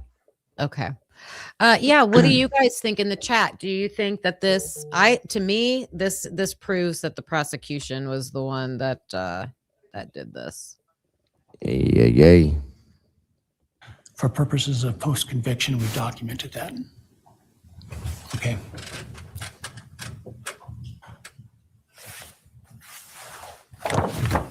I don't know. So also when I looked up plea deals, or no, it was, let me see.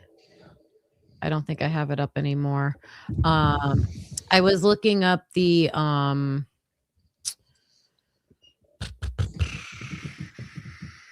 what do you call it? In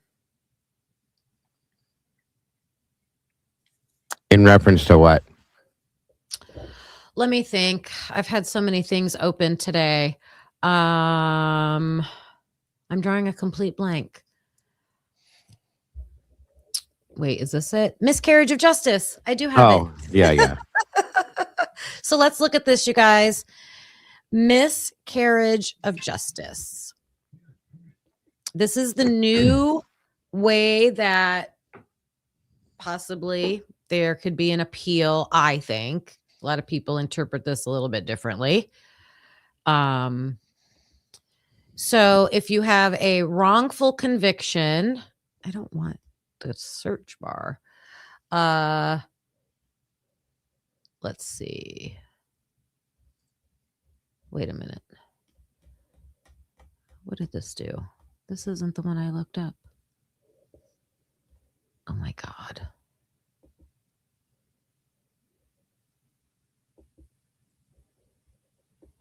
Sorry. It's not giving me my information I had earlier. But anyways, I was thinking the judge interfering. So you've got, let's see, coerced false confessions from vulnerable suspects. That's an interesting one. Official misconduct by police, prosecutors, or judges. So we're starting to see some things uncovered with that one. And I'm wondering, this is just a question. Can a judge do that? Can a judge force? It's like forcing a plea deal. I don't know. Maybe he's not forcing it, but that was weird. Yeah, it seems, my understanding was that to do that or to say that is standard procedure, but in a different type of way from what I was explained. So I don't know. it's a good thing to look into. We should probably look into it to see if he overstepped, by any means, or if he was supposed to do that. But it does, I know what you're saying. It does seem like he was kind of like forcing it in some way. You know what I mean?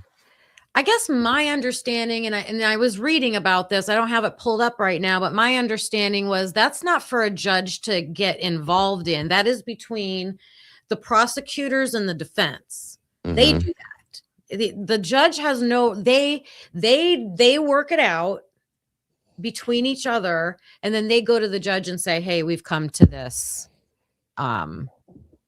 decision. Right. But here he's like, is he within his realm of responsibilities by doing that or not? And if not, I think that could be an issue. Right. I gotcha. That's my question, Rubik's Cube, that I want to verify. Is it really procedural? Like, is that the judge's procedure? I know it's procedural, but is everybody staying in their own lane, I guess? Mm-hmm. Your partner clerked for a judge. Oh, I'd like their opinion. Yeah, it's very, very hard to challenge. Yep. The other one that I had clipped was Ann Taylor made a statement about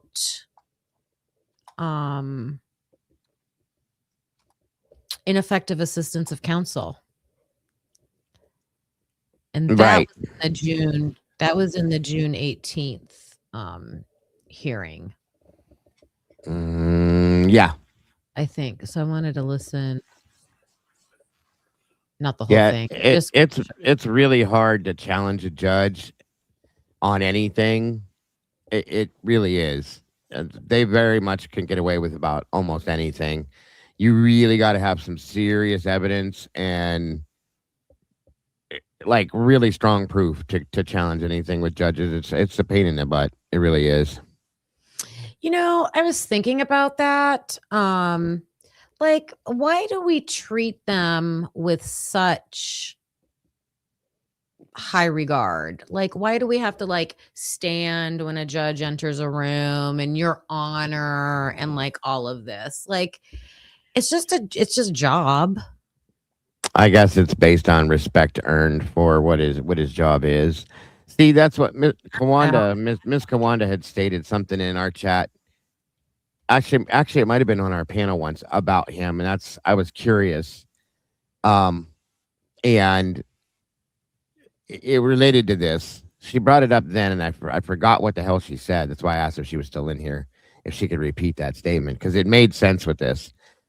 You had an attorney on a few months ago. We asked him if a judge could render a defense attorney as ineffective.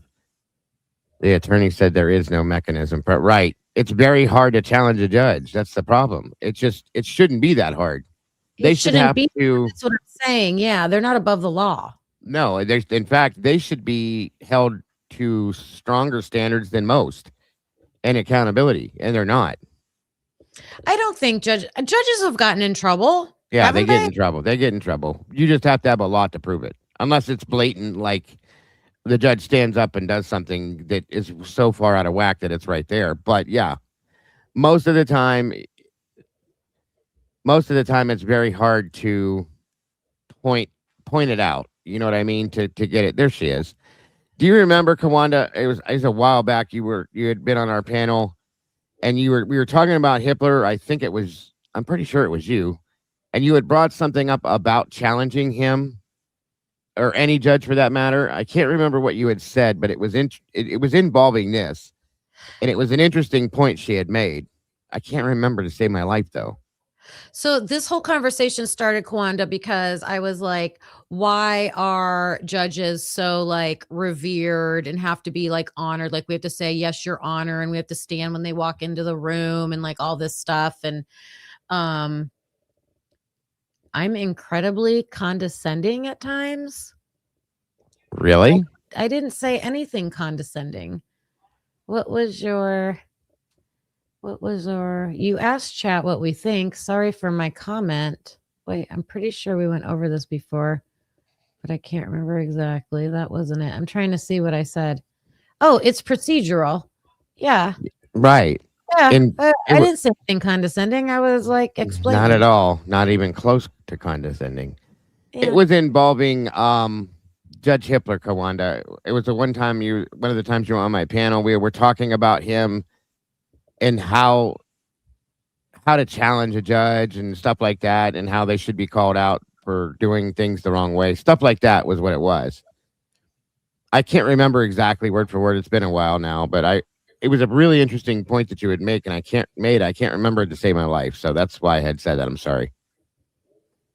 But there was nothing. Kim doesn't even know how to be condescending, in my opinion. So I'm just saying, like, I don't get that one at all. Well, I understand things might come off like, you feel how you feel, so Right, but I apologize if I made you feel that way, but I didn't hear anything that way. And my apologies too if I. not intended. It was not intended. Sorry about that. So yeah, if you do have any thoughts about anything, Kawanda, just let us know in the chat. I just wondered if she remembered what the point she had made then, because it was really interesting. I mean, most everything she says is, but it was a while back. So if you don't remember, it's no big deal. It's just I remember having a good conversation about it. Mm-hmm. I think it should be. I think they should be held accountable a lot more than they are. I'll say that. And it's hard to get to them. You know what I mean? You got to have a lot of info and a lot of proof to prove that they've done something wrong. Sadly, I just, I guess maybe recently, ever since the internet and like everything we learn now, and people like in these positions that you thought, oh, they've got to be like a higher moral or code or whatever, and then we find out no, they're not, and they're just humans. Judges are just humans. yeah. Up their ladder in their field, and they've reached a certain pinnacle. I don't think that there should be like, when I'm a teacher, the kids don't have to like bow to me in my classroom or like, call me a certain thing or like, I don't know. It's just weird. It's weird. She said, I don't remember my exact phrasing, but I was probably talking about how Hitler needs to be audited for his. Yes, that's what it was. We were talking about him being audited for his decisions as a judge because he perpetuated a lot. Yep. Amen. That was the conversation. That's how we got into that. Ooh. I mean, it's clearly, listen, we've seen judges. Fran Gall was one of them, one of the judges in Karen Reed's cases. There's been other judges. What's her name? Blonde. Yeah, I can't think of it. But they do act certain types of ways that need to be called out, but it's so hard to prove them, incompetent or prove their misconduct that it's almost relentless. So that's what we were talking about that one day on. It was so Persky, was that her name? Judge Persky? In Karen Reed, no, it was Bev. Or Judge Bev. Bev, that's right. I forget her last name. I can't think of the other one either, but yeah, 100%. I wish there was and I think that the public should be able to call him out as a judge since he works for the public. Okay. And it should be simple. You did this, and this, and you should be held accountable for it. But they don't do it that way. It sucks. I'm going to do a show on Judges Gone Wild. There's a lot of them. There's a lot. Cases, where they get in trouble. So Witchy is saying that Persky is a famous case. All right, I'm going to look into that. We had a judge here in Ohio that was Judge Rice for the Trumbull County Court Common Pleas. This dude was elected. When he was elected, put on bench, he said that he was going to give out 1 million years before he got off bench. And he's put people away for nothing. No bullshit, folks. Nothing. And he was just pulled over for a DUI. And when they pulled him over, the man had a loaded 9mm Beretta on his passenger seat, which we're allowed to open carry here in Ohio, but not like that. You don't do that. Okay. It has to be holstered and the clip has to be discharged from the weapon. So this is what I'm saying. They do. And this is not the first time he's been pulled over for a DUI. It's like his third one. So that's disability with a weapon. That's a judge doing these things, and they get away with stuff like this all the time. It gets shoved off, and then they go back to what they're doing. It's wrong. I'm sorry, but it's wrong. These We people have are. a judge in my county, and when I say this, I hope it rings a bell for you because I can't remember which way it went. Either he poisoned his wife or his wife poisoned. I think he poisoned his wife. Poisoned his wife. I remember this. Yeah. A judge, you guys, a judge in my county, Yeah. a county judge. Ashtabula County, right? Yeah, Yeah. poisoned his wife. Yep. Yeah. Guys, Ohio's nuts. I'm telling you, we have a lot of crazy stuff goes on here. Oh, speaking of that, sorry, you guys, we're having a little sidebar discussion up here, but sidebar. Did you see that 16 kids that were found in that house? Yeah, I'm gonna be covering that because we went over that this morning in Discord. It is it's disgusting. it's unbelievable what there's gonna be some other charges coming out, I think, of incestual behavior. I know. Judge Charles Yep. Haig poisoned his wife. Yep. Yes. A 71-year-old wife. Yep. I remember that one. Oh, wait a minute. Whoa. Back up. Let me see. No. I have it backward. You had it right the first time. The wife of Ashtabula County Common Pleas juvenile probate charge, Charles Haig, pleaded guilty to 1 count of felonious assault in September for the poisoning of her husband, Charles Haig. Yeah. So yeah, it was the wife poisoning him, which, yeah, I can see why. So she was sentenced to 2 years in Marysville. Wow, 71 years old. She went to Marysville. It? 2 years? Oh my God. Probably Ohio. because she's 71. They probably didn't expect her to last that long. Oh my God.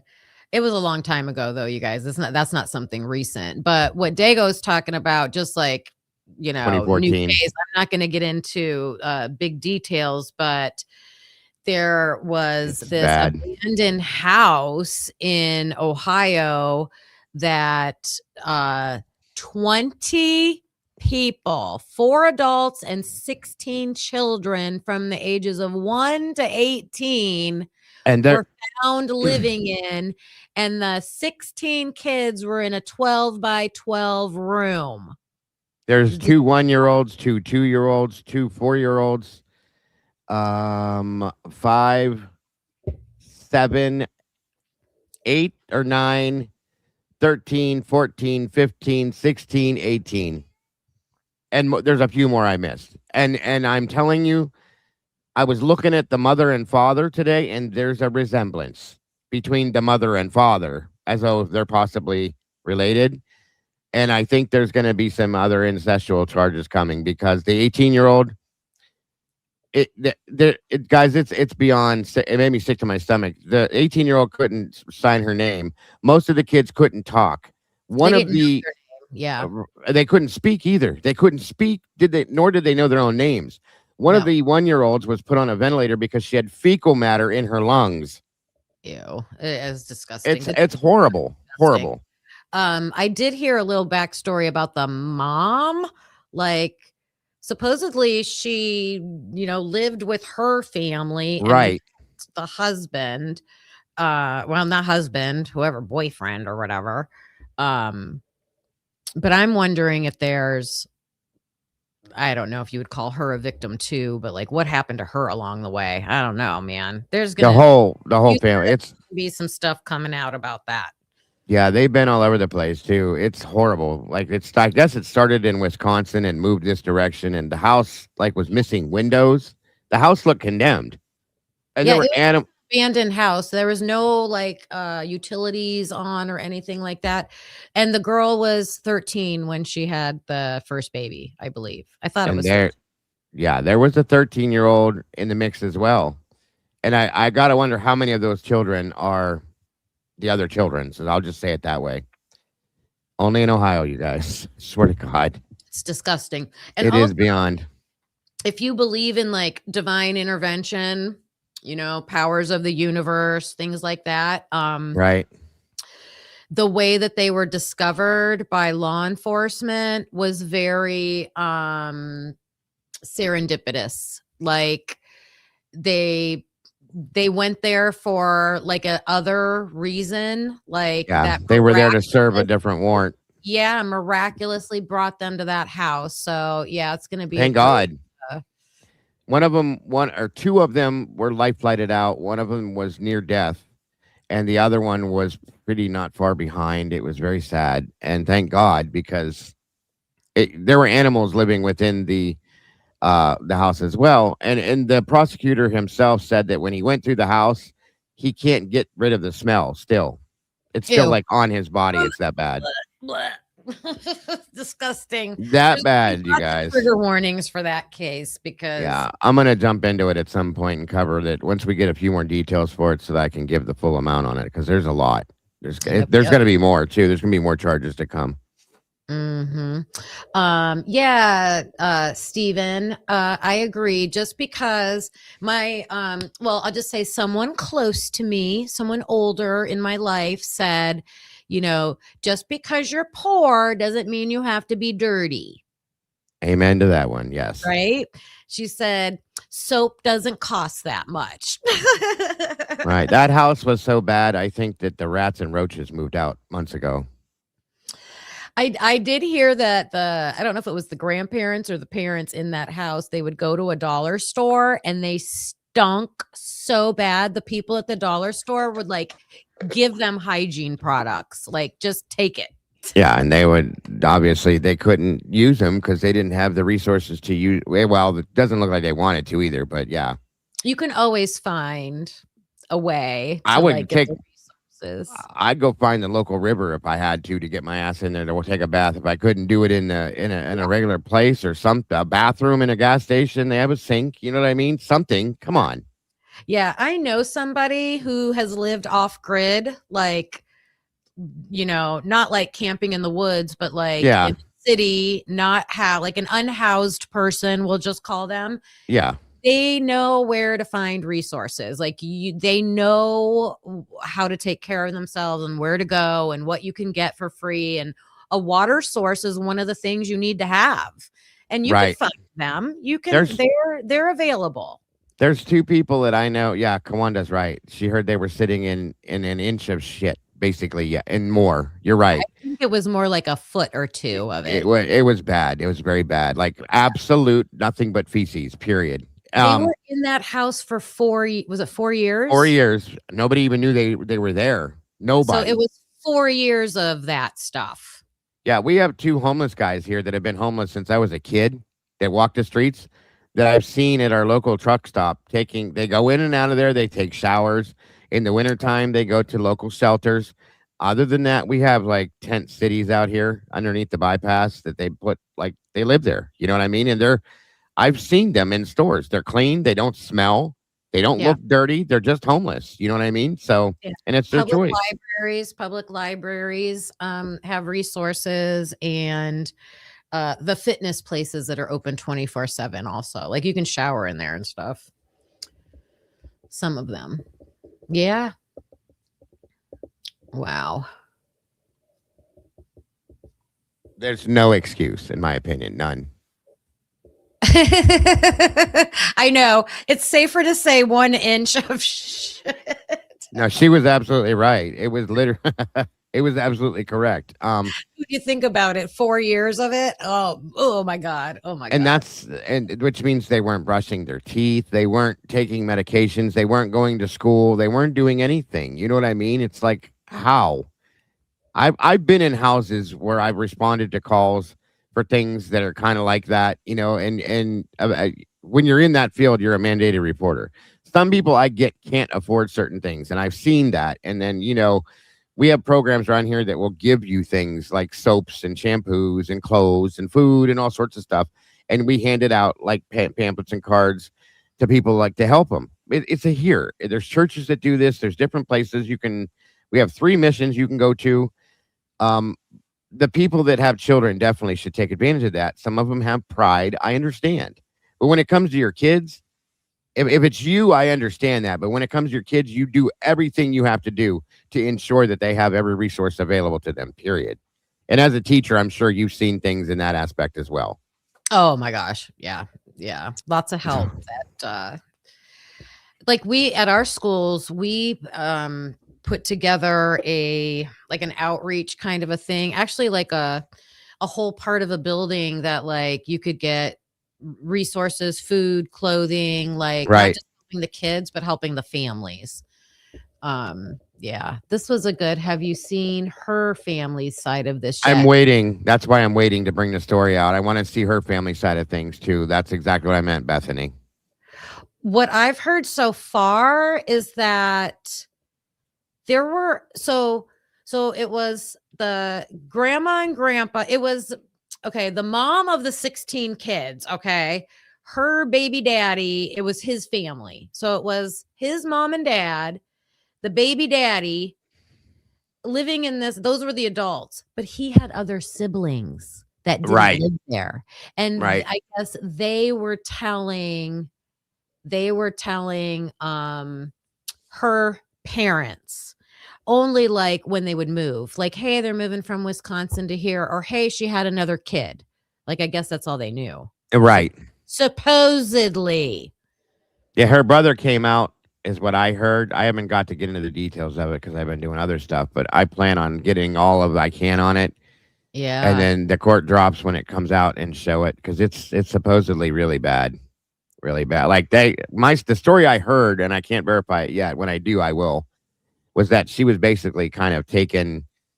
They wouldn't allow her to leave. The mother of the That's girl. what I wonder. That's what I wonder. Like they kept her hostage in a sense, I guess you could say without saying it. Yeah, I was wondering that because you don't want to believe in your right mind that that a mom in their right mind would do anything like that. And Right. She probably came from a normal household and was pulled into this and then kept there.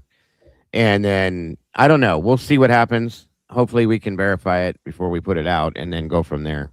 Yeah.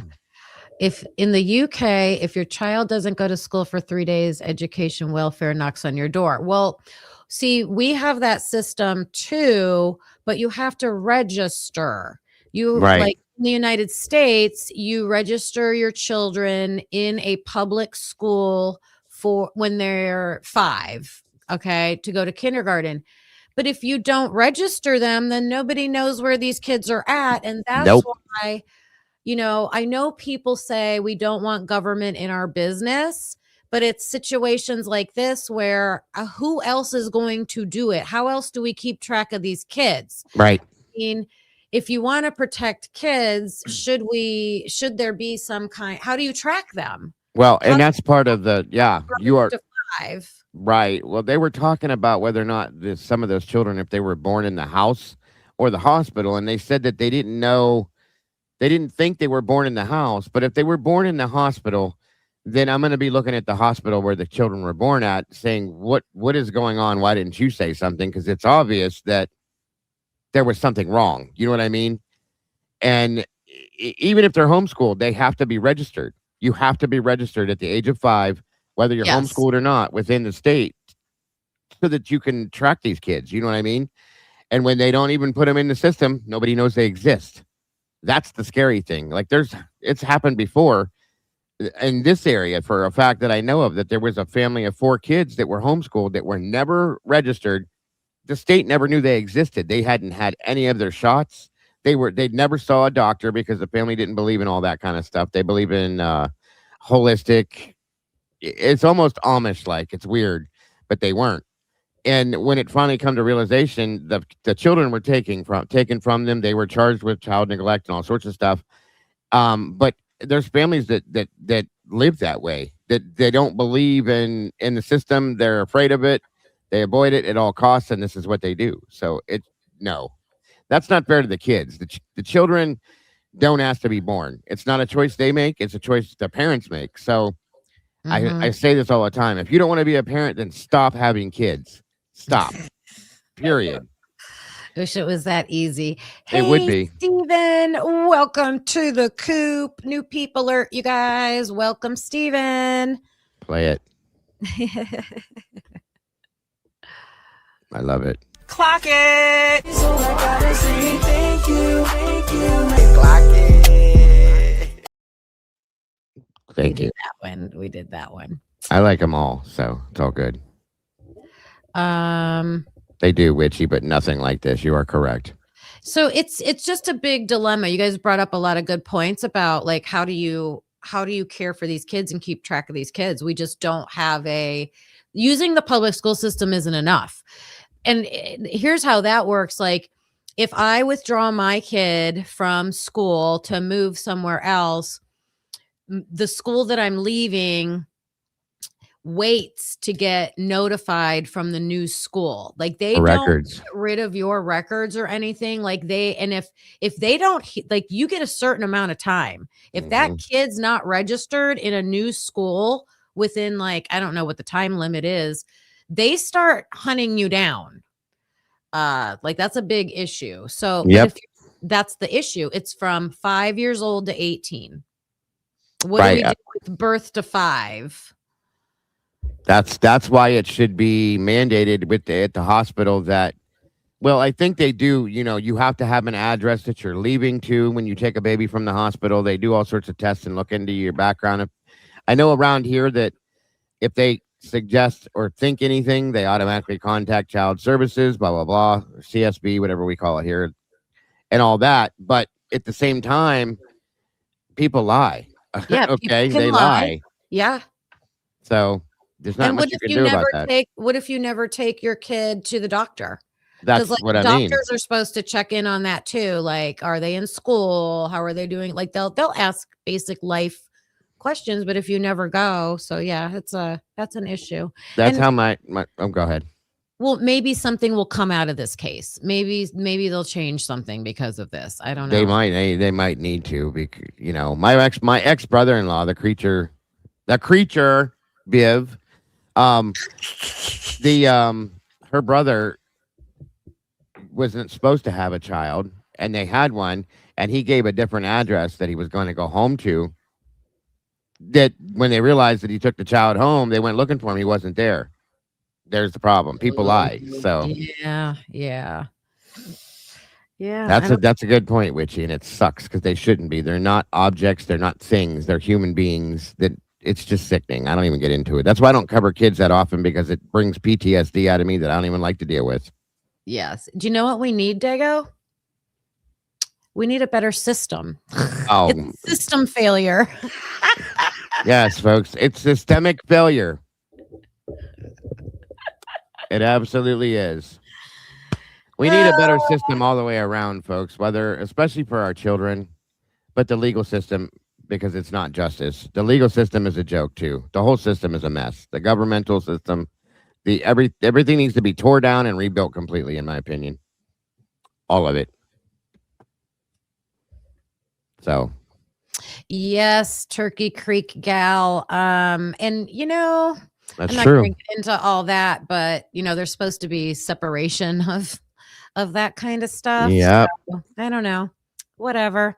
I mean, yeah, it's I guess we all have autonomy, right? So you can't control other people's morals and decisions and stuff like that, but they're going to have consequences for those choices. Unfortunately, it's innocent children that are paying the consequences. So yes, that's the most horrible part. But we brought this back full circle with the system failure. Systemic failure of a system that's run by human being people that make choices, folks. So I'm going to continue this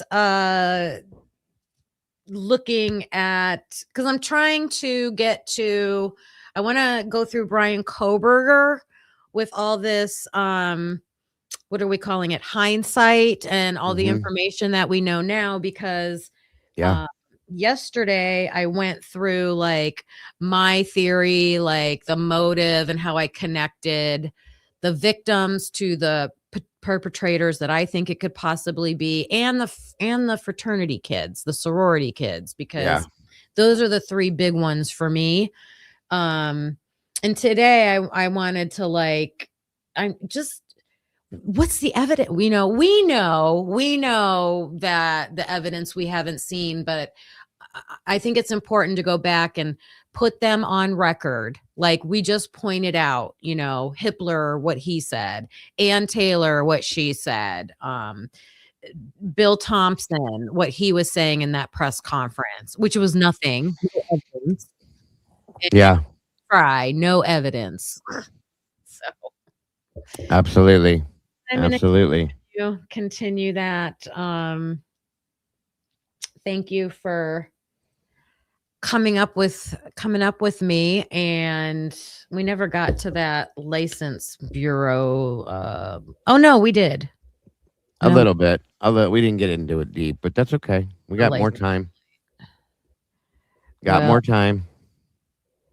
Well, we have all the time in the world with this case. 30 years from now, I'll be sitting in a nursing home in a wheelchair probably talking about it. If I make it that long. That's funny. Me and Dago will be going live from the nursing home. Oh, that's funny. Yeah, it's sad, but probably true. Yep. Scott Metalhead is in here. Hello. Good to see you, Scott. Good to see you.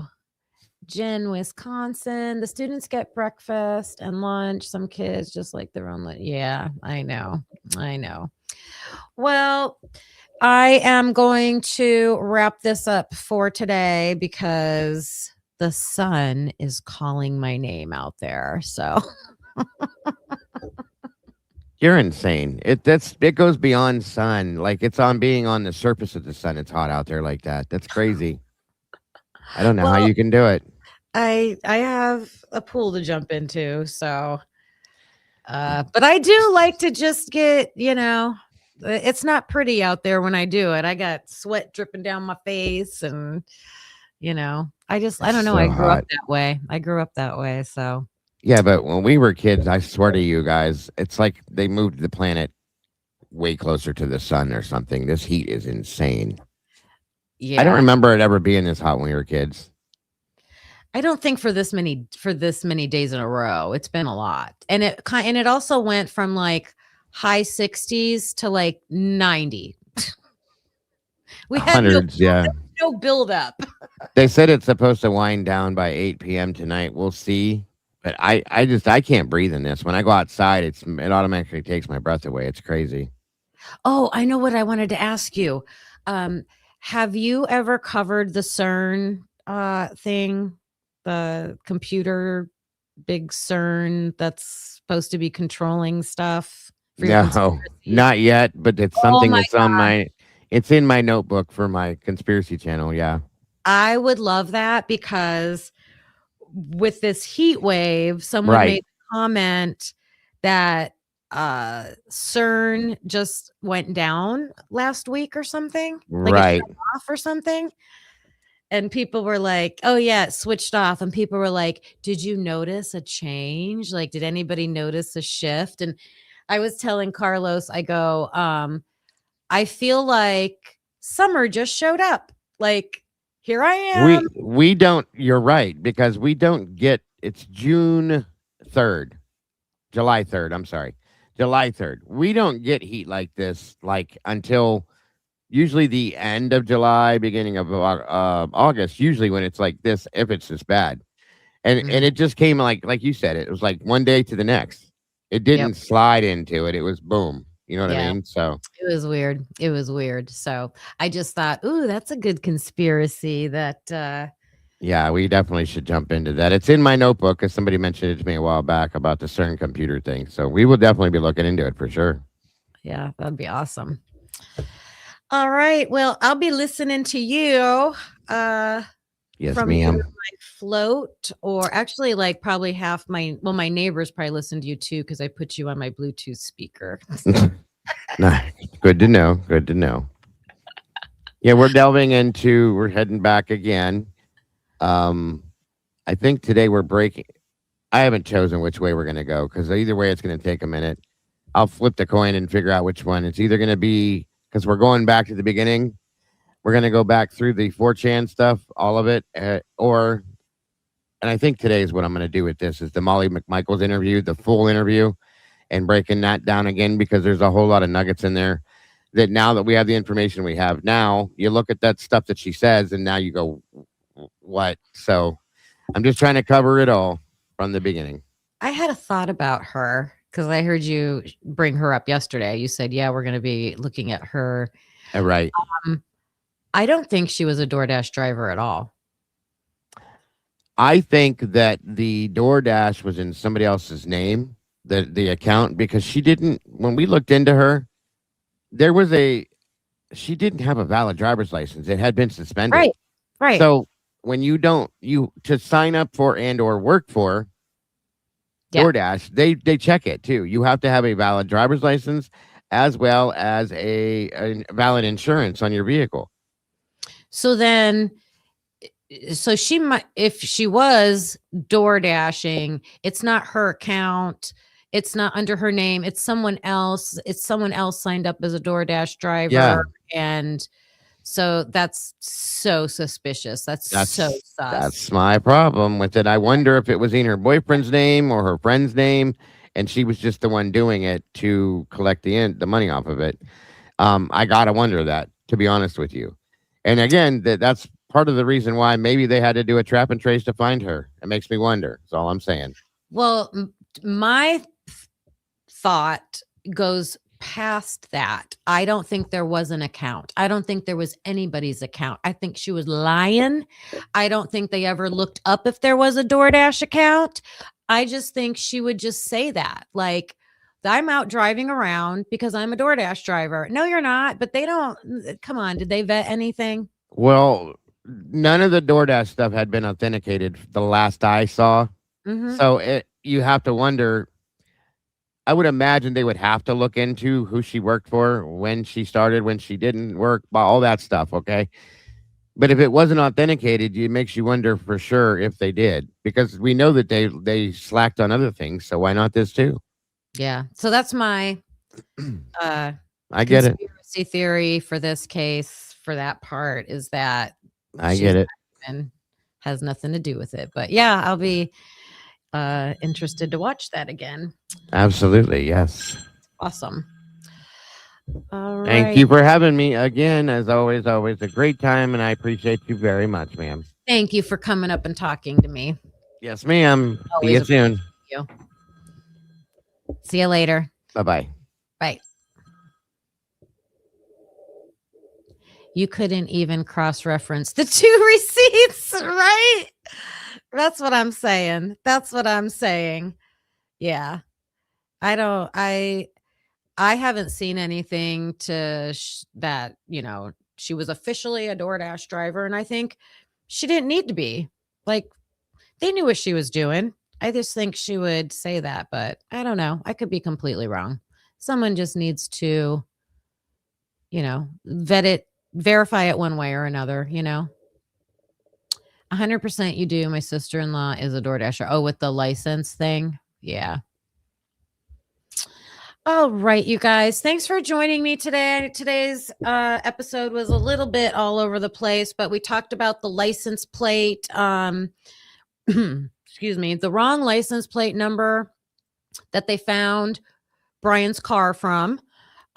So looking for more information from Truth and Transparency to come out with that. That's like, wow, information. We started looking at the press conference, like, what did MPD, the prosecutor, the chief of police, what did they say was the reason they arrested Bryan Kohberger? We watched the first press conference. They said nothing. They gave not one piece of evidence.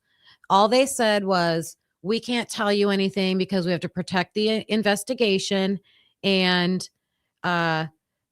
we want the media to, thanks to the media for like helping us out,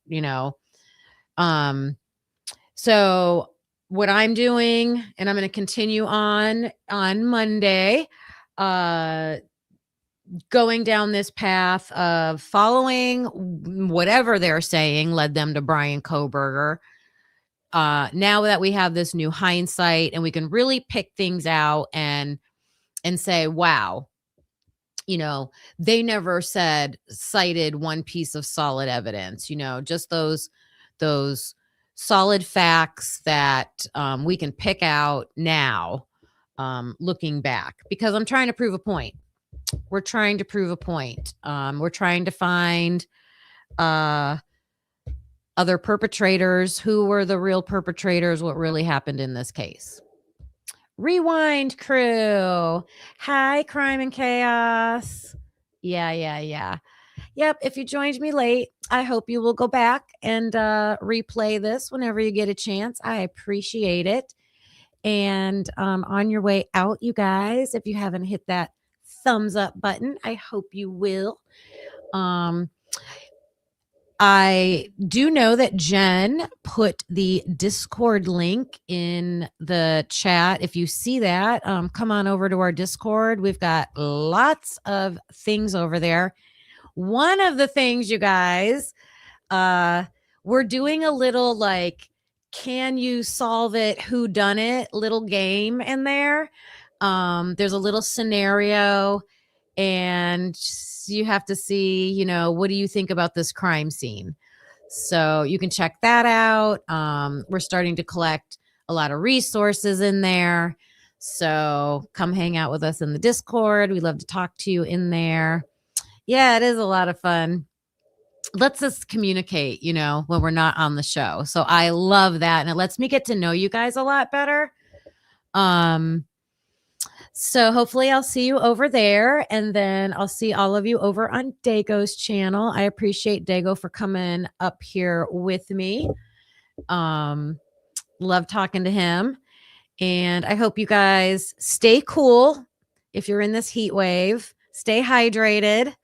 Try to do something fun for yourself. Have an amazing weekend. I hope you get to have a long holiday weekend, and don't forget, 6 p.m.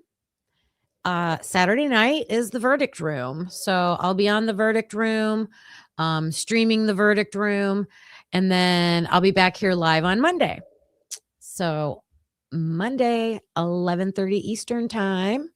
I hope you guys will join me. And I'm going to clock out for now.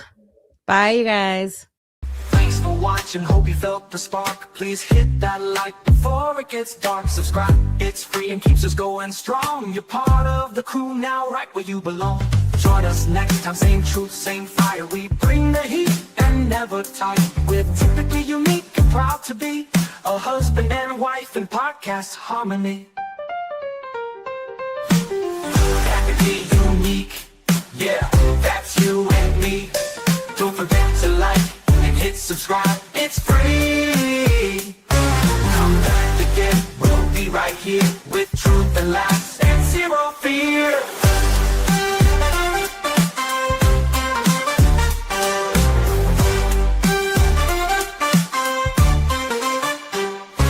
We don't always agree, but that's the show. One love, two minds, letting it flow. We dig deep with crack jokes, we call it like we see. If that's your vibe, you belong here with me. We don't always agree, but that's the show. One love, two minds, letting it flow. We dig deep with crack jokes, we call it like we see. If that's your vibe, you belong here with me. We don't always agree, but you felt the spark. Please hit that like before it gets dark. We dig deep with crack jokes, we call it like we see. If that's your vibe, you belong here with me. Thanks for watching, hope you felt the spark. Please hit that like before it gets dark. Please hit that like before it gets dark. It's free, it keeps us going strong. You're part of the crew, now right where you belong. Join us next time, same truth, same fire. We bring the heat and never tire. We're typically unique and proud to be a husband and wife and proud to be a husband and wife in podcast harmony. Yeah, that's you and me, that's you and me. Don't forget to like, hit subscribe, it's free. Come back again, we'll be right here with truth and laughs and zero fear.